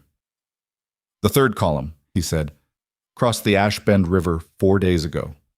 The courtyard was very quiet. Not 2 days ago, she said. No. It's not 2 days' march from here. No, she calculated. The Ashbend River crossing 4 days ago, the Kyle Plateau approach from the eastern angle. She ran the terrain in her mind, the pace a column of 12,000 could maintain, and arrived at a number. They're already in the Highland approach, she said. They've been in the Highland approach since yesterday. By my estimate, Rael said quietly, since this morning. She looked at Draven. He was looking at Rael with the expression of a man who has just discovered that the ground he was standing on was a different kind of ground than he thought. You knew, she said to Rael. Not accusation yet. Question in the form of a statement. I received updated intelligence the night before we left the capital, Rael said. His Majesty. He stopped. The next sentence was visibly difficult. She watched him decide to say it anyway, because Rael, whatever his failures in this moment, was not a man who finished a sentence he'd started by lying. His Majesty was informed. The decision was made to proceed with the meeting as planned. She turned to Draven. He met her eyes. The look on his face was not calculation. It was not the arithmetic expression she had seen at the Winter Moon banquet, the clean quiet of a decided man. It was something far less composed. It was a man who had made a choice he had told himself was tactical and was now, in real time, understanding it was something else. Why, she said. One word. He spoke carefully. If I had sent you the updated position 2 weeks ago, before I had any standing in this situation, you would have had no reason to allow me anywhere near your territory. You would have handled it alone. Yes, she said. I would have. I needed to be here, he said. She looked at him for a long time. The thing she was feeling was not rage. Rage was too simple, too clean for what was moving through her. It was the specific exhaustion of a woman who had spent years being managed instead of consulted, who had been given information in curated doses at curated times in the amounts that served someone else's agenda, who had trusted, adapted, compensated, absorbed the gaps, and had left and built something new, and was standing in the middle of it 2 years later with a column of 12,000 soldiers already inside her approaches, and the man responsible for the information failure standing in front of her, explaining that he had needed to be here. "You withheld the timeline," she said. "You knew the column was moving faster than what Rael told me. You let me plan against a false position. You came here with incomplete information and let me build defenses around a gap you knew existed." Her voice was very level. "And now the gap is inside my territory." "I can fix this," he said. "You have been saying versions of that sentence to me for 3 years," she said. "And every version of it has come after you've already broken something." He flinched. She saw it land. "Your cavalry," she said. "Your riders, your supply lines, your tactical command. I will use all of it, because I have no choice, and because innocent people live here, and none of what you've done changes that." She stepped back from him. "But understand something. You are not fixing this. You are paying a debt. There is a difference, and I need you to know it." He said nothing. She turned to Rael. "Everything you know about the third column's current position. Now. All of it." Rael gave it to her. He gave it without filtration, without the curated version, because whatever he had done by carrying a modified briefing, he was not the kind of man who compounded it. She listened and processed, and by the time he finished, she had the shape of what she was dealing with. The column was in this highland approach, approximately 8 to 10 hours from the plateau. They had her old defensive positions. They did not have the new ones. The repositioning Mira and the watch commanders were executing right now was happening faster than the column could adjust for, assuming no further transmission got out. Kale was contained. The Mevran contact was burned. The information flow was severed. She had 8 hours and a sovereign fire she had never tested at this scale. She had Draven's cavalry and the Eclipse Dominion's ground forces coordinating for the first time, in terrain she knew better than anyone alive. She had Orin, Mira, and Aldous. She had the principles she had embedded in the structure. And she had a choice, which was not really a choice at all, but which felt like one in the specific way that all necessary things feel optional until they are not. She could spend the next 8 hours processing the cascading damage of the last 24 hours. Kale's penetration, Rael's withheld timeline, Draven's decision, the compound failure of things she had built carefully and had broken anyway. Or she could decide that the processing came after. She was very good at carrying things until later. She carried this. She turned back to Draven. "You want to be here," she said. "Be useful."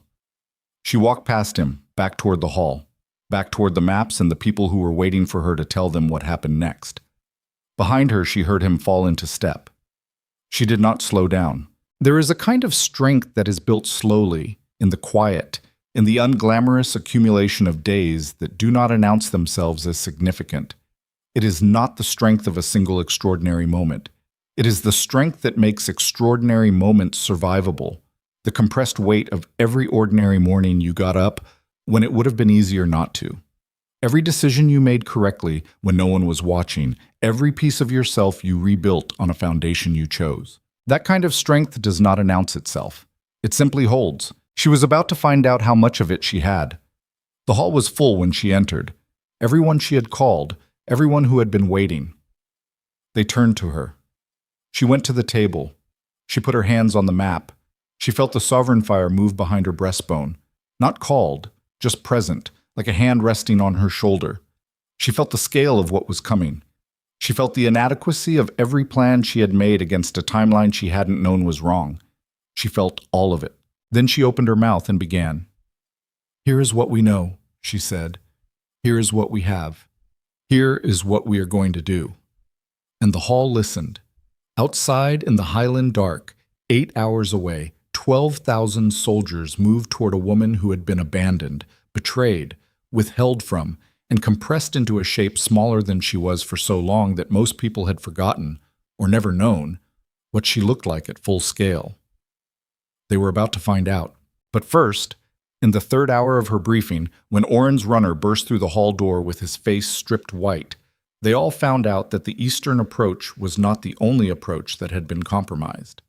The supply routes to the west, the ones she had never told Kale about, the ones she had kept deliberately outside the intelligence network as a contingency, were blocked, not by the Syndicate, by Blackthorn forces, old orders, pre-signed, carrying Draven's seal, issued 4 weeks ago, before he had ever sent Rael to her door.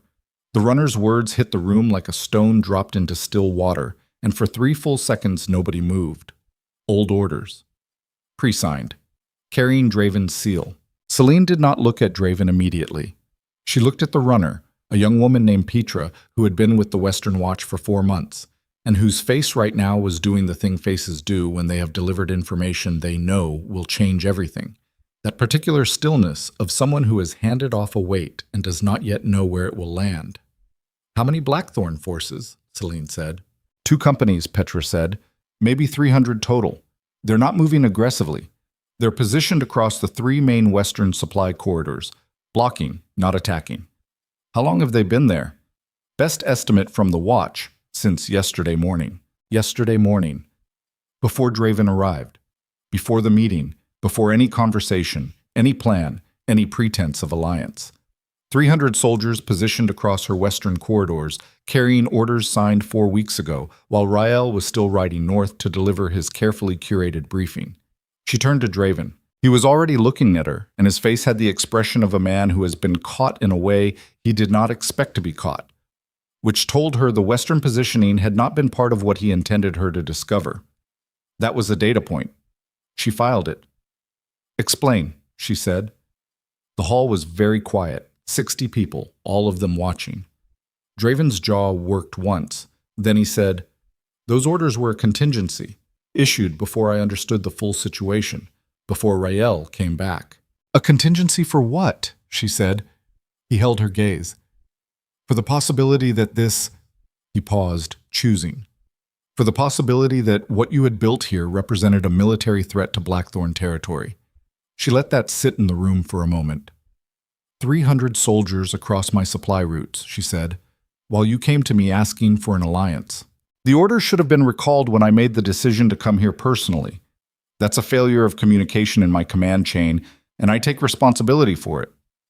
"You take responsibility for it," she said. "Yes. There is a particular kind of anger that does not raise its voice. It does not need to. It has moved past the register where volume is the expression, past the point where heat and noise are the tools, into something colder and more precise. The kind of anger that has been distilled through so many prior injuries that it no longer requires the energy of explosion. It simply exists, clear and total, like water that is frozen." "You came here," she said, "with a modified intelligence timeline and 300 soldiers across my back routes. You sat in my hall and you told me you made a mistake. You put your hand on my maps and told me what you needed." She stopped. "Tell me which part of that was genuine." His voice came out lower than she expected. "All of it." "That is not possible." "Selene, do not." The 2 words again. She had used them in the previous night's conversation, and they had worked, and they worked again now, so not because she was performing authority, but because she was at the exact limit of what she was willing to absorb in the current moment. "We are 6 to 8 hours from a column of 12,000.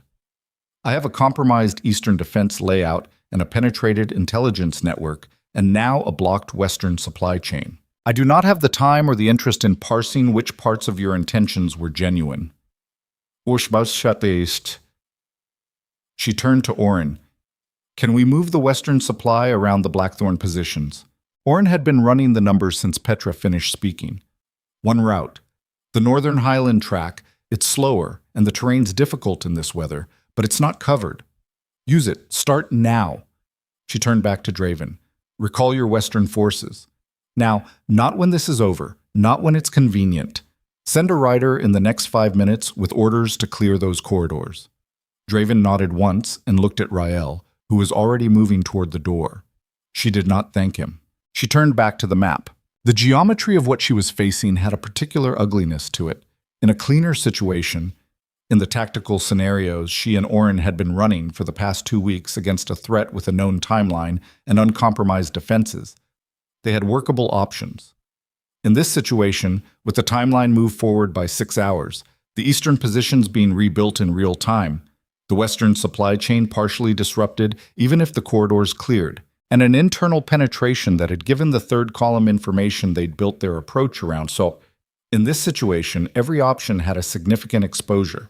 She was looking at the map and seeing the exposure, and she was also looking at the map and seeing something else. A different geometry, one that the Syndicate's Coordination Council had not accounted for because they had built their strategy around intelligence about what the Eclipse Dominion had. They had not accounted for what the Eclipse Dominion's ruler was. She felt the sovereign fire steady in her chest. She thought about what Aldous had read to her from the old texts. Eclipse wrought. Clarity of purpose so complete that the gift scaled without limit. She had been careful with it, measured, calibrating output to visible need. She had not let it run at scale because she had not needed to, and because there was something in her that had remained, even in the 2 years of becoming, cautious about the full weight of what she carried. She was done being cautious about it. She looked up from the map. Oren. New plan. Completely new. He stepped to the table. She talked for 20 minutes. She laid it out clearly, sequentially, without hesitation, because she had been running it in the back of her mind since Petra finished speaking, and it had finished forming sometime in the last 5 minutes while she was holding Draven accountable with one part of her attention and thinking with the rest. When she finished, the room was quiet in a different way than it had been quiet before. Not the quiet of shock, but the quiet of people recalibrating. Oren looked at the map. He looked at her. He said, "The eastern repositioning needs to be done in 4 hours for the first phase to work. Then it needs to be done in 4 hours. And the second phase requires you to be..." He stopped. The professional caution of a man who is trying to frame a concern about his commanding officer's physical safety without it sounding like he was questioning her judgment. "In the open," she said. "Yes. Exposed. Deliberately. That's... The only thing they don't have intelligence on is me," she said. "They know our positions. They know our supply lines. They have our watch rotations, our fortification layout, our unit counts.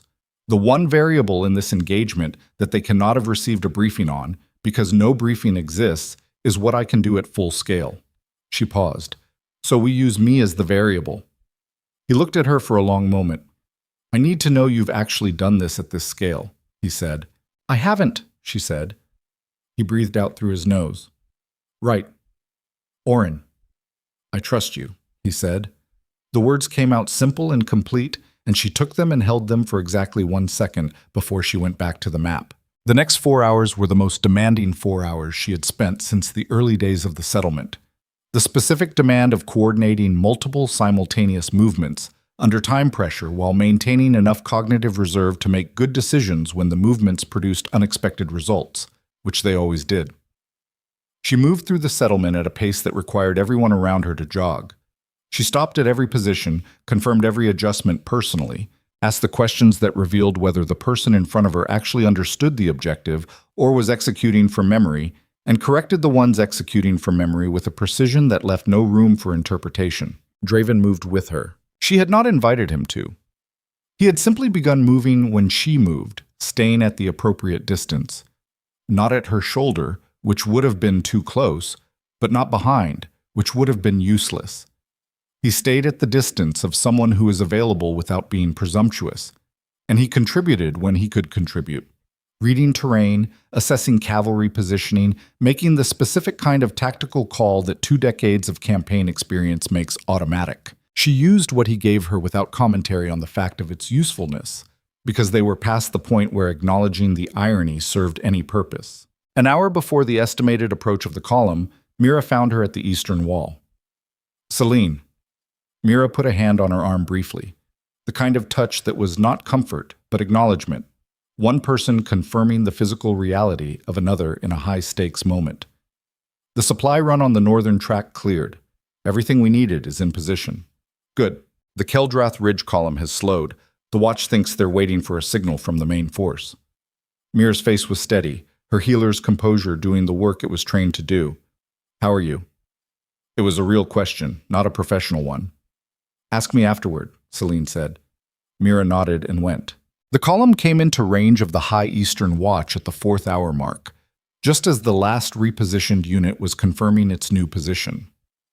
Selene was standing on the High Eastern Wall when the runner came with the confirmation. Column visible on the Highland approach, spread formation, moving steadily without the kind of urgency that would suggest they knew their positioning intelligence had been burned.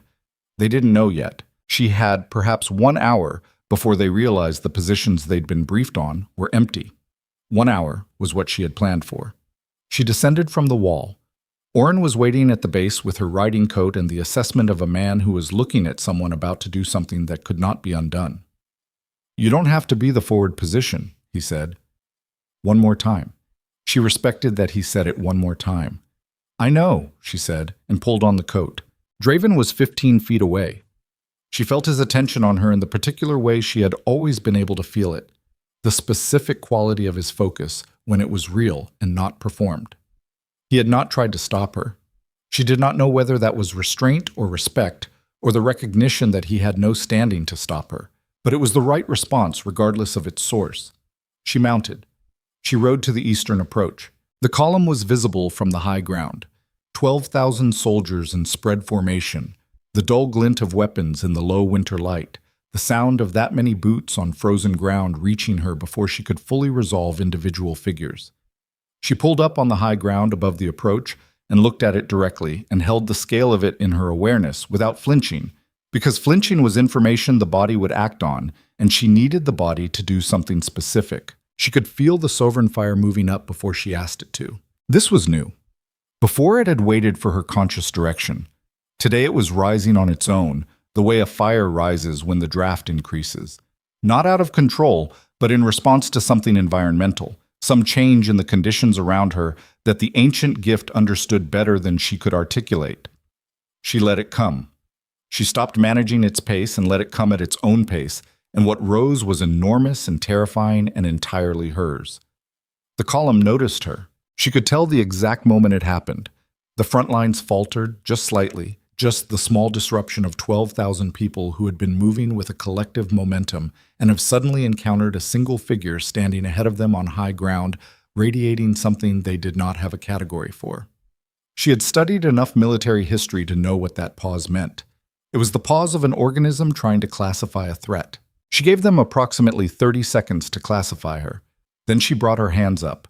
What the sovereign fire looked like at full scale was not what she had expected. She had expected it to look like fire, the way it behaved in the highland meadow above the settlement, the burning ring in the snow, the heat and light of combustion. What it actually looked like, at full scale, was an eclipse. Exactly that.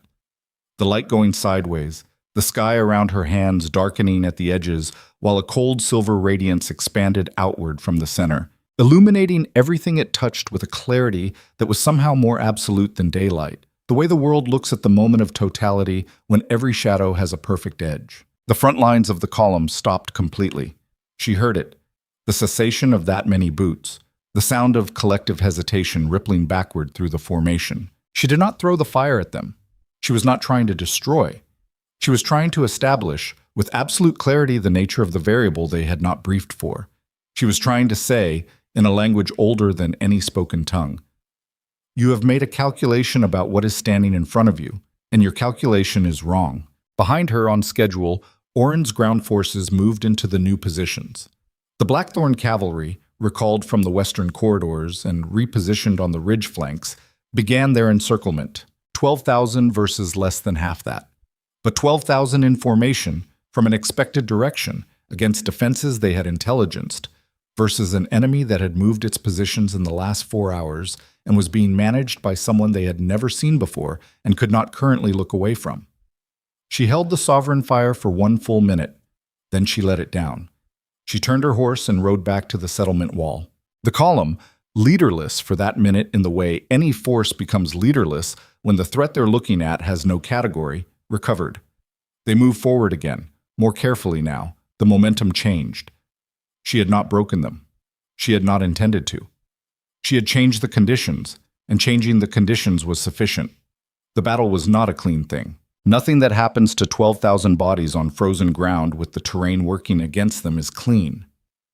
It was 3 hours of the kind of fighting she had studied and prepared for, and which was still worse than the preparation, the way the real thing is always worse than the preparation, because the preparation does not include the sound and the cold and the specific randomness of individual moments that no plan survives contact with. She commanded from the secondary wall with Orin at her left and Aldous behind her tracking the position reports. And she made decisions in real time as the reports came in. And the decisions were not always right, but they were faster than the alternative, and speed was a different kind of right. The ridge column, the containment element, held back while the main force was engaged. They were waiting for the signal from the third column that would tell them the main position had been taken. The signal never came. After 90 minutes, the ridge column began its own advance. Not the clean, coordinated one they'd planned, but the improvised version you get when a timing-dependent plan loses its timing anchor. Draven took the ridge column. She had not asked him to. He had assessed the situation from the wall, identified the moment the ridge column committed to its advance, looked at the cavalry positioning, and ridden to implement a response without checking with her first, which was technically a breach of the command structure they'd established, and which was exactly the right decision. She watched him go from the wall and processed it in a quarter second. The risk, the likely outcome. The fact that he was the best person available for the specific problem he was going for, and turned back to the main engagement. She used the Sovereign Fire twice more during the 3 hours. Not the full-scale demonstration, that was a first contact tool, not a sustained weapon. She used it surgically, twice, at pressure points where the Dominion forces needed the ground forces to hesitate long enough for a repositioning. Both times it worked. Both times the cost was real. She felt it in her body the way intense physical exertion is felt. Not pain exactly, but the specific heaviness of resource being used faster than it can regenerate. She kept going. By the second hour, the third column's formation had fractured. Not broken, fractured. There is a difference. A broken force runs. A fractured force breaks into segments that operate independently, some of which continue fighting, some of which try to assess, some of which begin looking for exits. A fractured force is in some ways harder to manage than a cohesive one, because the segments have different behaviors and you can't predict them from the same model. She and Orin adjusted for it. They stopped trying to manage the full engagement as a single battle and started treating it as 12 smaller ones. It was in the beginning of the third hour, when the fractured column was beginning to consolidate defeat as a reality, if not yet as a decision, that the Keldrath Coordination Council made its final move. She saw it happen from the wall. A group of riders, fast, coming not from the column but from the far eastern edge, from outside the engagement entirely. 20 riders, maybe 25, moving directly toward the secondary building, the one with the command structure, the one that housed Aldous' documentation, the original defensive maps, the alliance documentation that underpinned everything the Eclipse Dominion had built legally and politically. The records, the foundation. Not military, saboteurs, fast riders, and something in the lead rider's hand that caught the light wrong. The particular glint of containers designed to be thrown. She had 3 seconds to make a decision. The ground forces were engaged. Orin was managing the fracture. The cavalry was with Draven on the ridge. The riders were going to reach the secondary building in less than 90 seconds. She descended from the wall at a run. She ran across the courtyard, and the cold hit her like a wall, and she could hear the saboteurs' horses now, the specific high beat of a cavalry gallop being pushed, and she felt the Sovereign Fire flaring up in response to her body's emergency signal, and she pushed it back down. Deliberately, consciously pushed it back, because she had used it twice, and the third use at scale might take her fully offline, and she needed to be functional when this was over. She reached the secondary building entrance. She turned and faced the direction they were coming from. Her hands were not raised. She was not in a posture of power. She was standing in a doorway in a riding coat with cold burning her face and her heart running at a rate that had moved past useful into the territory of pure physical reaction. And she was thinking, with the part of her that was always thinking, about what the next 60 seconds needed to accomplish. The lead rider saw her, 20 feet of distance, and he saw her and she saw him see her, saw the recognition in his movement. This is the one. This is the target. And she saw him make the specific decision of someone who has been given a task and intends to complete it. She reached for the sovereign fire. What she found was there, but compressed. The cost of the 2 surgical uses sitting in her like a debt partially paid, the reserve lower than she needed for a full deployment. She had enough for something. Not the eclipse effect, not the scale of the open field, something smaller, specific. She targeted the containers. The explosion was not large. It was extremely precise. Every single incendiary container in the group of 25 riders ignited simultaneously, from the inside, before any of them could be thrown. The sound was sharp and short. 7 horses threw their riders. The rest of the group scattered, the instinctive response of trained fighters to an unexpected engagement that has taken out a significant portion of your team in under 2 seconds. She stayed on her feet. She was breathing very hard. The sovereign fire was down to something she could feel the edges of, a smallness that was unfamiliar and not entirely safe. She was aware of her hands, which were trembling, not fear, exhaustion, the specific exhaustion of a system that has been running at capacity for too long. She was aware of someone arriving at her left side. Draven. Blood on his riding coat at the shoulder, the wrong dark red of something real and not superficial. He had come from the ridge, which meant the ridge column was dealt with, which meant he had ridden hard across the full width of the engagement in the time it took her to cross the courtyard. He was looking at the scattered saboteur group with the assessment of a man who has just arrived at a scene and is determining the current threat level. And then he looked at her. Selene. He said her name the way you say the name of something you thought you might lose and have not yet lost. She registered it and did not address it. The secondary building is intact, she said. Her voice was slightly rough. Get the remaining saboteurs contained. Non-lethal, if it's possible. I want someone to talk to. He didn't move immediately. Now, she said. He went. She put one hand against the secondary building wall and breathed. Just breathed. The sounds of the main engagement had changed again. The particular quality of a battle noise when it begins winding down, the shift from the continuous to the intermittent, the decreasing density of active conflict. She stood against the wall and breathed and listened to the battle losing its intensity, and she felt the strange, suspended sensation of someone waiting to know what the final shape of a thing is going to be. Orin found her 10 minutes later. The 3rd column is in full retreat, he said. The ridge column. Blackthorn cavalry took them in under an hour. They're withdrawing northeast. He paused. He was reading her face with the particular attention of someone who needed accurate information and was getting it. We held. Losses, she said. He told her. She held each number the way she held everything this morning, fully, without flinching, until she had understood the full weight of it. She would not process it efficiently. She would not clean it up into a statistic. The losses were people, and she was going to carry them as people until she had the time to carry them properly. Understood, she said. Selene. Orin's voice had shifted registers. She looked at him. The saboteurs that Blackthorn rounded up. One of them is talking. What did they say? Orin was very still. The secondary building wasn't the primary target. She waited. The documentation, the Alliance records, those were the secondary objective. The primary objective was the sovereign fire. He met her eyes. Specifically, they were told to assess whether the fire could be contained, captured. They had materials for that, not just incendiaries. The containers had a second compound. He stopped. They came to take it from you. She understood what that meant. Not just militarily, not just tactically. The Keldrath Coordination Council had looked at the sovereign fire and decided that the most efficient path forward was not to destroy the Eclipse Dominion. It was to steal its weapon and attach it to their own infrastructure. They had assessed the battle as a delivery mechanism. Get close enough, under enough chaos, and extract the gift itself. She stood very still.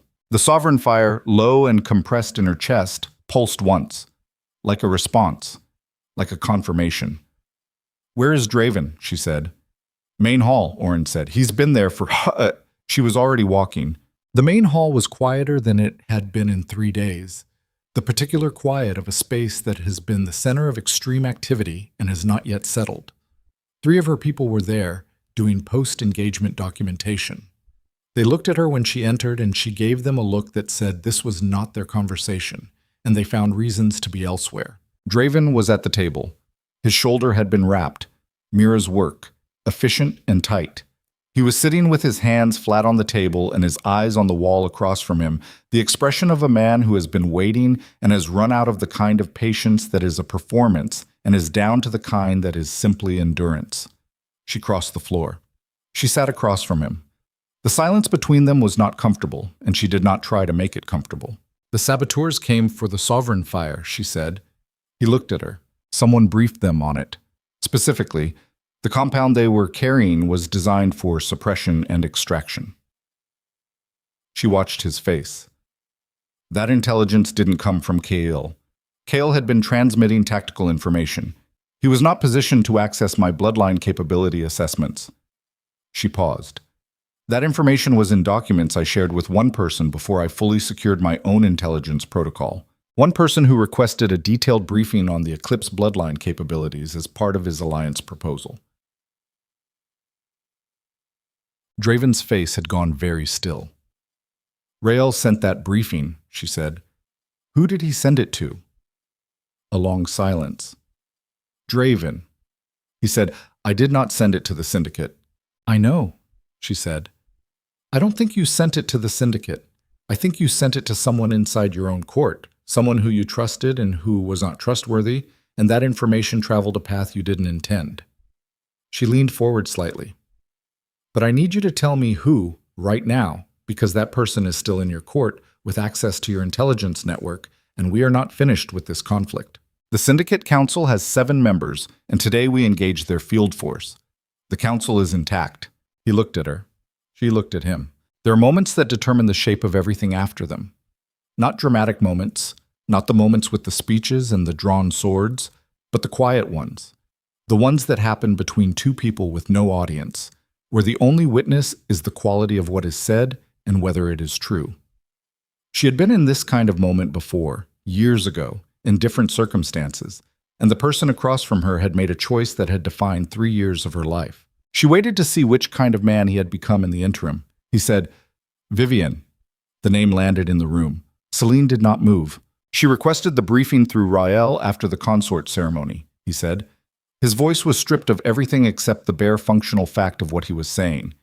She framed it as political, wanting to understand the full scope of the Empire's strategic position, the new entities in the East. "I reviewed Rael's summary before he sent it, and He stopped. "I approved it." He had approved it. He had approved the document that had ended up in the hands of the people who just sent 25 riders to extract the sovereign fire from the woman his consort had replaced. She sat with that for 10 seconds. Then she said, "Where's Vivian now?" "In the capital, with access to your full intelligence network." "Yes." She closed her eyes for a moment. Not despair. Calculation. Recalibrating for a variable she had not fully seen until this moment. The variable that had been sitting behind every other element of this situation, like a figure behind glass. Not running the Syndicate, not orchestrating the attack, but connected to it in a way that was not accidental and not innocent, and had the precise shape of someone who understood that the most efficient way to consolidate power was to be positioned correctly when someone else's power collapsed. She opened her eyes. "Then we are not done," she said. "No," he said. She stood up. She felt the sovereign fire, low and depleted, pulsing in her chest. She felt the exhaustion of 3 hours and 4 decisions, and a battle that had been won in the field and was still unresolved in the structures that had generated it. She felt the weight of every name Orin had told her at the wall, every loss that was now her loss, the cost of being the person other people stand behind. She felt all of it. She looked at Draven Blackthorn, who had withheld a timeline and positioned soldiers across her supply routes and approved a document that had traveled a path he hadn't understood, who had come here with a complicated set of intentions and had spent the last 12 hours doing something that was closer to the man she had once believed he was than anything she'd seen in 3 years. She had no interest in accounting for that right now. What she had interest in was the capital. Vivian.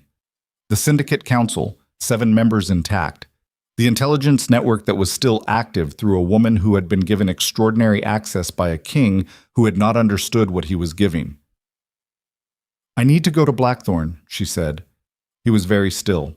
The Syndicate Council will know today's engagement failed within hours, she said. They will reassess. They will use whatever position they still have inside your court to redirect. We cannot manage that remotely. She looked at him steadily. I need access to your capital, your intelligence files, your council records. She paused. And you are going to give it to me. The silence stretched. Outside the hall, the plateau wind moved. The battle sounds had gone fully quiet now, the aftermath settling over the territory like snow settling, slow, total, and cold. She waited. She watched the man across from her make a decision that neither of them could take back, and she watched him open his mouth. He said yes. He said it without qualification, without the conditional framing she had expected, without the particular lawyer's precision that men of his position use when they are agreeing to something while simultaneously building the architecture of their retreat from it. He said, yes, you will have access to everything, and the simplicity of it landed in the room with a weight that was different from anything he had said in 4 days. She did not thank him. She said, we leave at first light. She spent the remaining hours of that evening doing the things that needed doing. The post-engagement accounting, the command handoff to Oren, the specific conversations with each of her core people that were not briefings but something closer to acknowledgement. She sat with Mira for 20 minutes and they talked about the injured, name by name, and what each of them would need. She found Aldous at his desk, already reconstructing the compromised intelligence network from its foundations, and she sat with him long enough to understand the scope of what remained to be secured. She walked the eastern wall once in the full dark, alone, and looked out at the highland approach that 12 hours ago had held 12,000 soldiers and now held nothing but frozen ground and the distant shapes of the peaks. She had won the battle. She had not finished the war. And she understood, standing on that wall, that the war she was going to finish tomorrow was not the one that would be fought with cavalry and sovereign fire. It was the quieter kind. The kind fought in corridors and council chambers with documentation and testimony and the particular ruthlessness of someone who has spent years learning exactly how power holds itself together and exactly where it comes apart. She was very good at that kind of war. She was counting on Vivian not knowing how good. They rode at first light, she and Draven and a retinue of 30. His riders and 6 of hers. Oren's choice. People she trusted to function in an unfamiliar court. Rael rode ahead. She had not dismissed Rael, had not stripped him of his position or his function, because Rael's failure had been one of loyalty to a king making a bad call, not a failure of his own integrity, and she understood the difference. She had told him, privately and directly, what she understood and what it cost him in her estimation, and he had received it the way a man of genuine honor receives an accurate accounting, without deflection, without self-justification, with the specific stillness of someone accepting a just consequence. The ride to Blackthorn Capital was 4 days under winter conditions. They did not talk about Vivian. They did not talk about the consort ceremony, or the 3 years, or the winter moon banquet, or any of the things that lived in the particular space between them that had never been properly addressed. She was not avoiding it. She was sequencing it. There was an order to things, and the order was, finish what needs finishing first, then deal with what is real. She rode, and she thought. She thought about the Keldrath Council.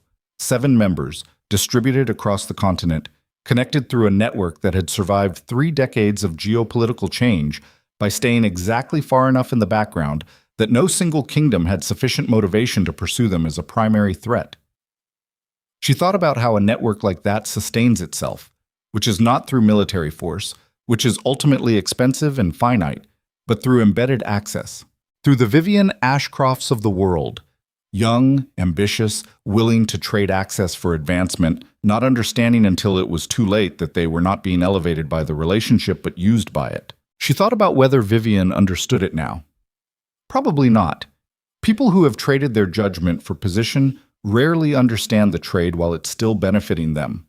Understanding comes later, when the position evaporates and the people who gave it to you are nowhere in sight. She would not be unkind about it. She had no interest in punishment for its own sake. What she had interest in was dismantling the access, severing the connection, and doing it in a way that was thorough enough to matter. They reached the Blackthorn capital on the 4th evening, coming through the western gate in the last of the winter light. She had been to this city hundreds of times. She had left it once, at night, in silence, and she had not looked back. She looked at it now from the back of her horse, and felt the layers of what it had been to her. The place where she had become something, and the place where she had been told that something was insufficient, and she set both layers aside and rode through the gate. The court knew she was coming. Courts always know. Information moves faster than riders in any structure where people are paying attention. She could see it in the way the household staff moved, the quality of the stillness in the corridors. Not the stillness of a normal evening, but the stillness of people who have arranged themselves with unusual care, uncertain what to present to a woman who left as a Luna and was returning with an army's worth of recent history behind her. She was given chambers in the East Wing. She noted where the East Wing was. She had not been given chambers there when she lived here. The East Wing was where Draven had housed Vivienne. She said nothing about it. She unpacked her traveling trunk herself, because she always had, and she changed out of 4 days' worth of riding into clothes that were clean and plain and communicated exactly what she intended to communicate. She was not here to perform. She was here to work. Draven came to her door an hour after arrival. She opened it before he knocked. She had heard him in the corridor. She had always been able to hear him in corridors, and looked at him across the threshold. "Vivienne knows you're here," he said. "Yes. She's requested a private audience. With me. Tonight." He paused. "She doesn't know yet that I'm aware of the connection." Selene thought for a moment. "Don't grant it. Don't deny it. Tell her tomorrow morning works." He looked at her. "You want the night. I want Aldous' counterpart in your intelligence archive. Tonight. Give me someone who knows where everything is and has authority to open whatever I need opened." He gave her a name. He gave her access. He did not ask what she was looking for, which she respected, not because she wouldn't have told him, but because the asking would have been a way of inserting himself into her process, of making her work conditional on his understanding of it, and the fact that he did not do that told her something about what 4 days had adjusted in him. She spent the night in the Blackthorn Intelligence Archive. It was not comfortable work. It never is. The work of tracing a thread through a system, following a connection backward through documentation that was not created to be followed. The Blackthorn archivist, a woman named Sella, who was 60 and had served 3 administrations, and had the particular competence of someone who has outlasted everyone who underestimated her, opened every drawer Selene asked for, and answered every question Selene asked, and did not ask any questions of her own. Selene appreciated this enormously. By the 3rd hour, she had found the first thread. By the 5th, she had mapped enough of it to see the shape. By dawn, she had the full picture, documented, cross-referenced, in a form that would hold up to the kind of scrutiny that dismantles power arrangements rather than just discomfiting them. Vivienne Ashcroft had not been sent to Blackthorn by the Keldrath Council. That would have been too simple, too traceable. She had been cultivated. The difference was significant. Cultivation leaves the subject with genuine ambition and genuine agency, which makes them more useful and more dangerous, because they believe in their own choices. Vivienne had come to court on her own ambition, had assessed the landscape with genuine intelligence, and had been found by the Syndicate's embedded contact in the Mevran lowlands, the same contact that had given Aldous information and given him Kale, approximately 8 months after her arrival. The contact had offered her something specific, intelligence on Selene's lineage and capabilities, framed as a tool for securing her position against a woman who might return. In exchange, access. Draven's briefings. The Eclipse bloodline documentation when it became available. She had taken the exchange. She had not understood she was not the one running it. Selene sat with the documentation in the gray pre-dawn of the Blackthorn archive and thought about this woman she had never met, who had stepped into the space Selene vacated and found it full of consequences she had not been briefed on.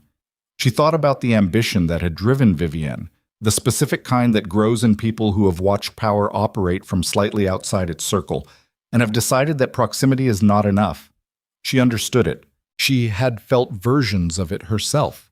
What she had done with it, and what Vivienne had done with it, were the entire moral distance between them. She was not going to enjoy what came next, but she was going to do it correctly. The audience with Vivienne happened in the council chamber at mid-morning, and it was not the audience Vivienne had requested. Vivienne had requested a private meeting with Draven. What she received was the full council, Draven at its head, Selene seated to his right in the chair that had sat empty for 2 years, and the Blackthorn intelligence archivist at the far end of the table with a very specific set of documents. Vivian entered the room and saw the configuration and stopped for exactly 1 second. That 1 second told Selene everything she needed to know about what Vivian understood. She was young, 24, perhaps 25. Dark-haired, composed in the specific way of someone who has trained composure as a survival skill.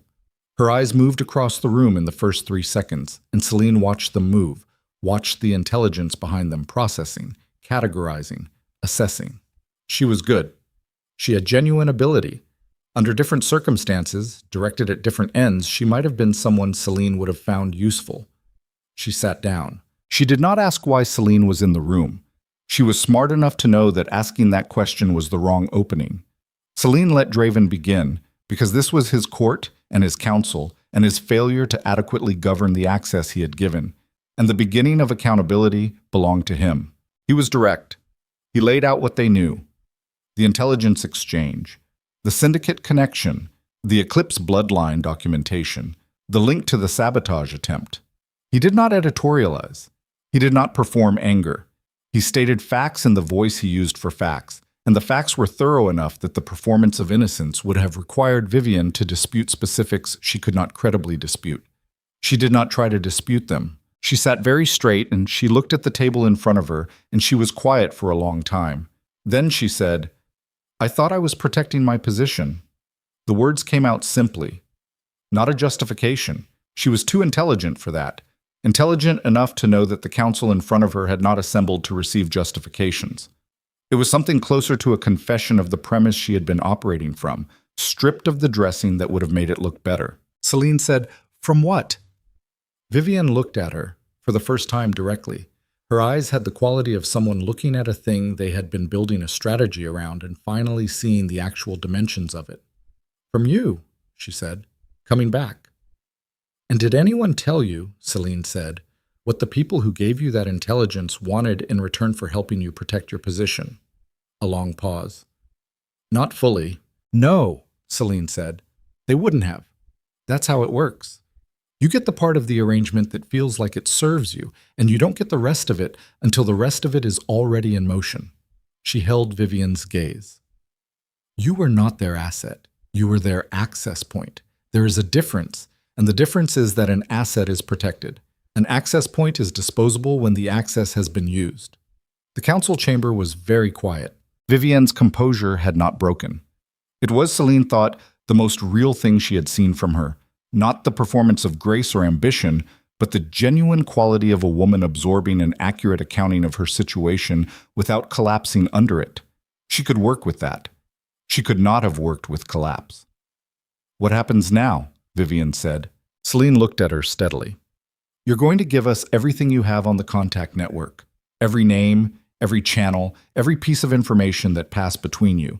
Not because I'm asking as a courtesy, because it is the difference between being a witness in the dismantling of the Keldrath Syndicate and being documented as a participant in it. And if I cooperate fully, then what you were and what you did stays in this room, in these documents, under seal. You leave this court. You go back to Ashcroft territory. You build something with your own hands from your own resources that belongs to you and not to anyone who gave it to you." Selene paused. "You are young. You are intelligent. Those are not things that expire." Vivian looked at her for a long moment. "Why?" she said. Selene understood the question. It was not about the terms. It was about the disposition behind the terms. Why offer this instead of the alternative? She answered honestly, "Because destroying you serves no one except the narrative that powerful women can only respond to threats by eliminating them.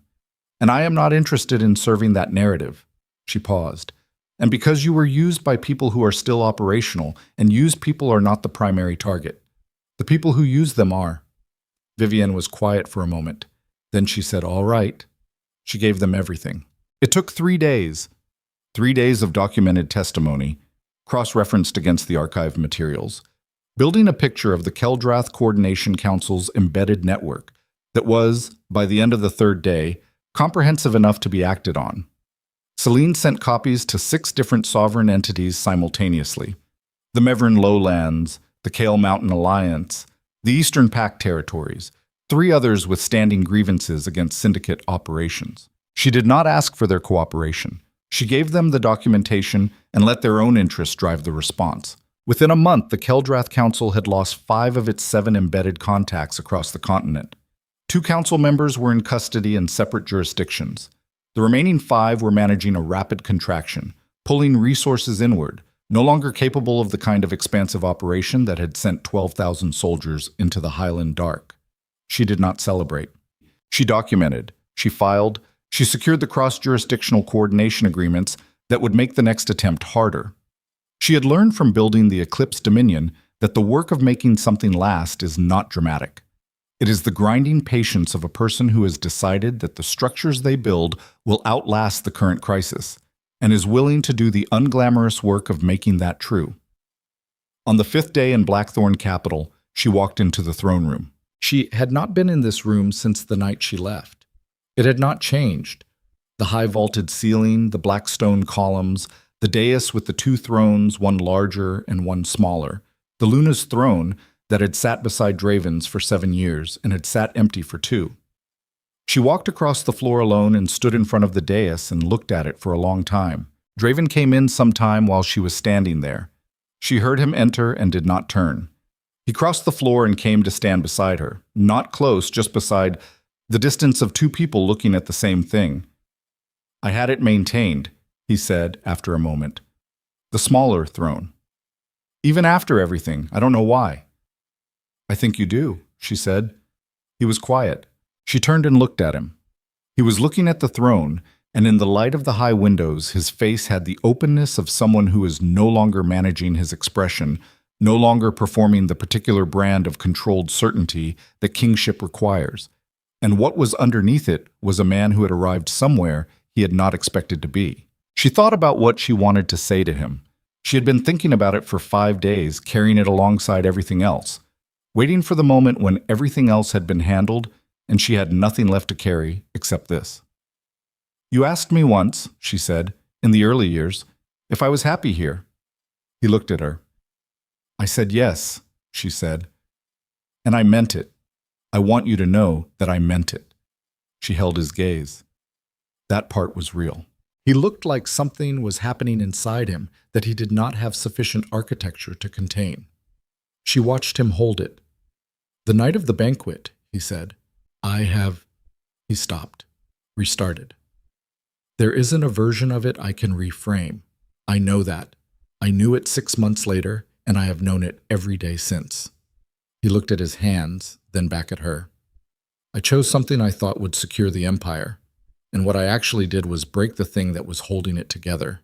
"Yes," she said. "I loved you," he said. "I need you to know that was also real." She took a slow breath. "I know," she said. "That's what makes it what it is." There was a long silence in the throne room. The winter light came through the high windows at the long flat angle of late afternoon and hit the stone floor and moved. She had always thought this room was cold. She had spent years trying to make it warmer, and she understood now that the cold was structural, not correctable. Some rooms are cold because they were built to be. "What do you want?" he said. "From me, after everything. I'm asking because I don't know anymore what I have standing to offer." She looked at him. This was the moment she had not choreographed, the one she had carried without planning, because she had learned enough to know that some moments could not be planned for, could only be arrived at and spoken honestly. "An ally," she said. "A real one. Not a managed one. Not a strategic one. Not one where the information flow is curated to produce the responses you want." She watched his face. "The kind where if your intelligence timeline changes at 2 in the morning, I hear about it at 2 in the morning. The kind where the things that concern me are considered in your decisions, not accounted for after they're made." He was very still. "The kind," she said, "that I should have had 7 years ago instead of what I had. Not because I'm owed it, because it's the only kind that works." She paused. "The continent is going to be unstable for years while the syndicate network finishes contracting. What we built together this week, the cooperation, the shared intelligence, the coordinated response, that is more effective than either of our territories operating separately. You know that." "Yes," he said. "Then that's what I want. A real alliance. Documented, formalized, with genuine bilateral information sharing. Eclipse Dominion and Blackthorn Kingdom. as sovereign equals. She held his gaze. That's what I came here for. That's what leaves this city with me. He looked at her for a long time. She could see him clearly, and she was not reading hope into it or putting her own projections onto it. She was reading a man who had spent 4 years moving in one direction and had arrived, through cost and error and the specific education of consequence, at a different understanding of what he was and what he had. Is that all? He said. The question was quiet. It was not asking about the alliance. She looked at him one more time, at the face she had known for a decade, at the man who had broken her and had not finished her, at the complicated, flawed, real human being who had been the occasion for the most painful and most formative years of her life. She felt what she felt, which was not simple, which was not clean, which was not the cold elegance she had sometimes performed in her mind when she imagined this conversation. Yes, she said, it was the truest thing she could say, not because she felt nothing, because what she felt and what she chose were two different things, and she had learned in 2 years of rebuilding herself from the foundation that those two things did not have to be the same thing. You could feel the full weight of something and still choose to set it down. The setting down was not denial. It was the specific act of a person who has decided that what they are walking toward matters more than what they are walking away from. He nodded. She could not tell you exactly what was in his face in that moment because she had looked away.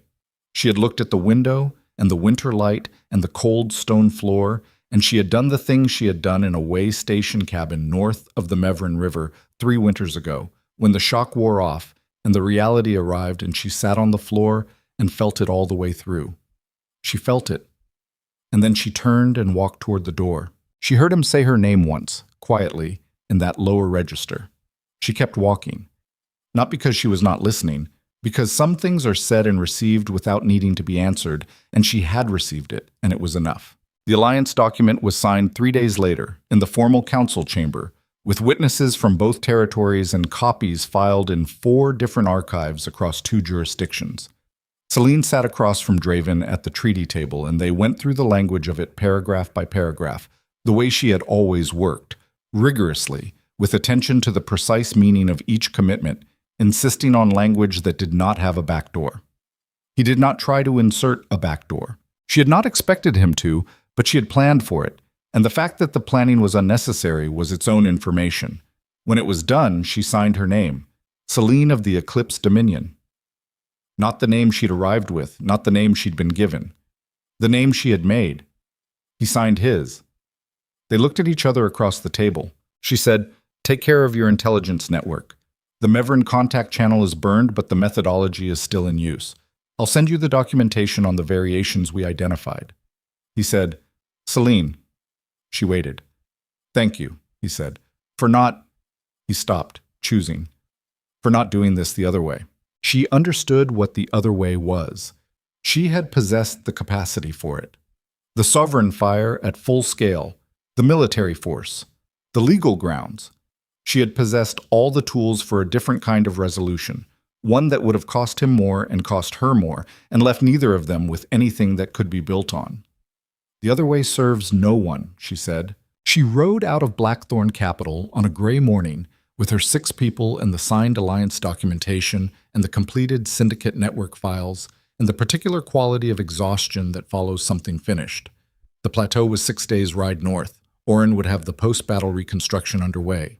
Aldous would have the new intelligence protocols in place. Mira would be rebuilding the supply chain through the Northern Highland route, while the western corridors were fully cleared. She rode through the western gate and did not look back. This was not the same as the night she had left the palace, silent and in the dark, carrying only what she could fit in a traveling trunk. That departure had been grief wearing the clothes of decision. This was different. This was a woman who had finished what she came to do, in a place that had asked too much and given too little, and was returning to the place she had made. There's a thing that happens to people who survive the loss of something they thought was essential, not the survival itself, which is often just momentum, but the understanding that arrives later, after the rebuilding, after the second winter and the third, and the discovery that the essential thing was not what they thought. What arrives is not a replacement for the loss. It is something that the loss made room for, something that could not have existed alongside what was lost, because the lost thing had taken up all the available space. You do not understand this in the early days. You understand it standing on a highland plateau in the second year, watching something you made with your hands begin to grow past the boundaries of what you planned, and realizing that the best thing in your life grew from the ground of the worst year in your life. This is not a consolation. It does not redeem the injury or pay off the debt. It is simply a fact about how growth works, and facts do not require our comfort with them to be true. She rode north. On the third day, in the highland approach she had defended 5 days prior, she stopped on the high ground above the plateau and looked down at what she had built.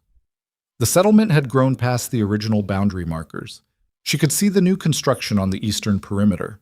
Oren's work, the reinforced positions they'd planned before the attack.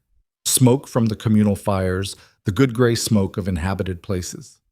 Movement in the courtyard, too distant to resolve into individuals, but present, purposeful. The movement of people who have work to do and are doing it. She stayed on the high ground for a long time. She felt the sovereign fire, restored now after 5 days without full expenditure, steady and enormous in its place behind the breastbone. She felt the wind off the high peaks. She felt the cold and the altitude and the specific silence of a place that is far enough from everything else to have its own quality of quiet. She felt, underneath all of it, something that was not happiness and not peace, and was not any of the things that are supposed to arrive at the end of difficult years. It was more functional than that. It was the feeling of a woman who knows where she is and knows what she is doing and has chosen both, without negotiation, without condition, without waiting for someone else to confirm that the choice was valid. She turned her horse. She rode down into the plateau. Oren was at the main gate. She saw him register her approach and watch her come down the slope, with his arms crossed, and his expression saying things his face was too composed to say directly. When she was close enough, he said, "Everything handled?" "Everything handled," she said. "The alliance?" "Signed and filed in 4 archives." He looked at her for a moment with the attentiveness of someone who has watched a person carry something very heavy for a very long time and is trying to assess whether it is still there. She dismounted. She handed the reins to the groom who appeared. She walked through the gate of her own territory, into the courtyard of what she had built, and she felt the settlement shift slightly at her arrival, the small adjustments of people becoming aware of a presence they orient around, the particular responsiveness of a place to the person who made it. She stopped in the center of the courtyard. Mira was coming from the east, Aldous from the hall, 2 of the settlers she didn't know well enough, stopping to look. The specific quality of a community becoming aware of itself as a community, gathering without being called. She looked at all of it. At the stone walls and the highland sky and the standard above the hall, black field, silver crescent, the ancient sigil of a lineage that had been dormant for 80 years and was no longer dormant. At the faces of the people who had chosen to stand in the same place she was standing. She thought about a candle sliding across a table in a settlement cabin 3 winters ago. About a woman named Brenna who had said I didn't travel this far to step back. About 11 people becoming 12, becoming 60, becoming a nation. About the specific, unglamorous, unseeable work of building something that was designed to last. She thought about a girl who had given 7 years to someone who had not understood the gift. She thought about what the girl had become when the gift was returned to her. The greatest revenge was never the power. It was never the throne carved from black crystal, or the armies, or the ancient alpha lords kneeling. It was simpler and more devastating than any of that. It was the life that grew from the wound. It was the woman who had been told she was insufficient and had taken that verdict and built an empire on the ground of it. It was standing in the center of a thing that existed because she had refused, not dramatically, not with speeches, but in the daily private choice of getting up and doing the work. To let someone else's failure of vision define the ceiling of her own. Power does not reveal character. Loss does. What a person does with loss, whether they compress into it or expand against it, whether they carry it as a wound or carry it as information, that is the question that separates people who survive from people who become. She had become. It had cost her everything she thought she needed, and had given her everything she actually needed, and the two turned out to be very different lists. She stood in the courtyard of the Eclipse Dominion in the winter light.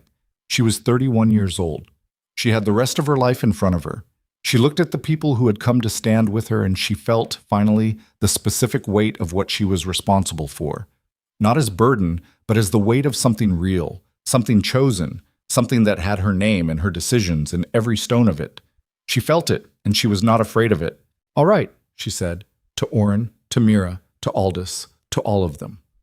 Her voice was even and warm and carried the quality of someone who has completed a chapter and is beginning the next one without drama and without hesitation. "Tell me what I missed." She walked into the hall, the door closed behind her. Above the gate, the standard moved in the Highland wind, black field, silver crescent, and the Eclipse Dominion continued as it had been built to continue, beyond the story of any single person's injury or triumph. It simply endured, as she had always endured, as she had finally learned to do on her own terms.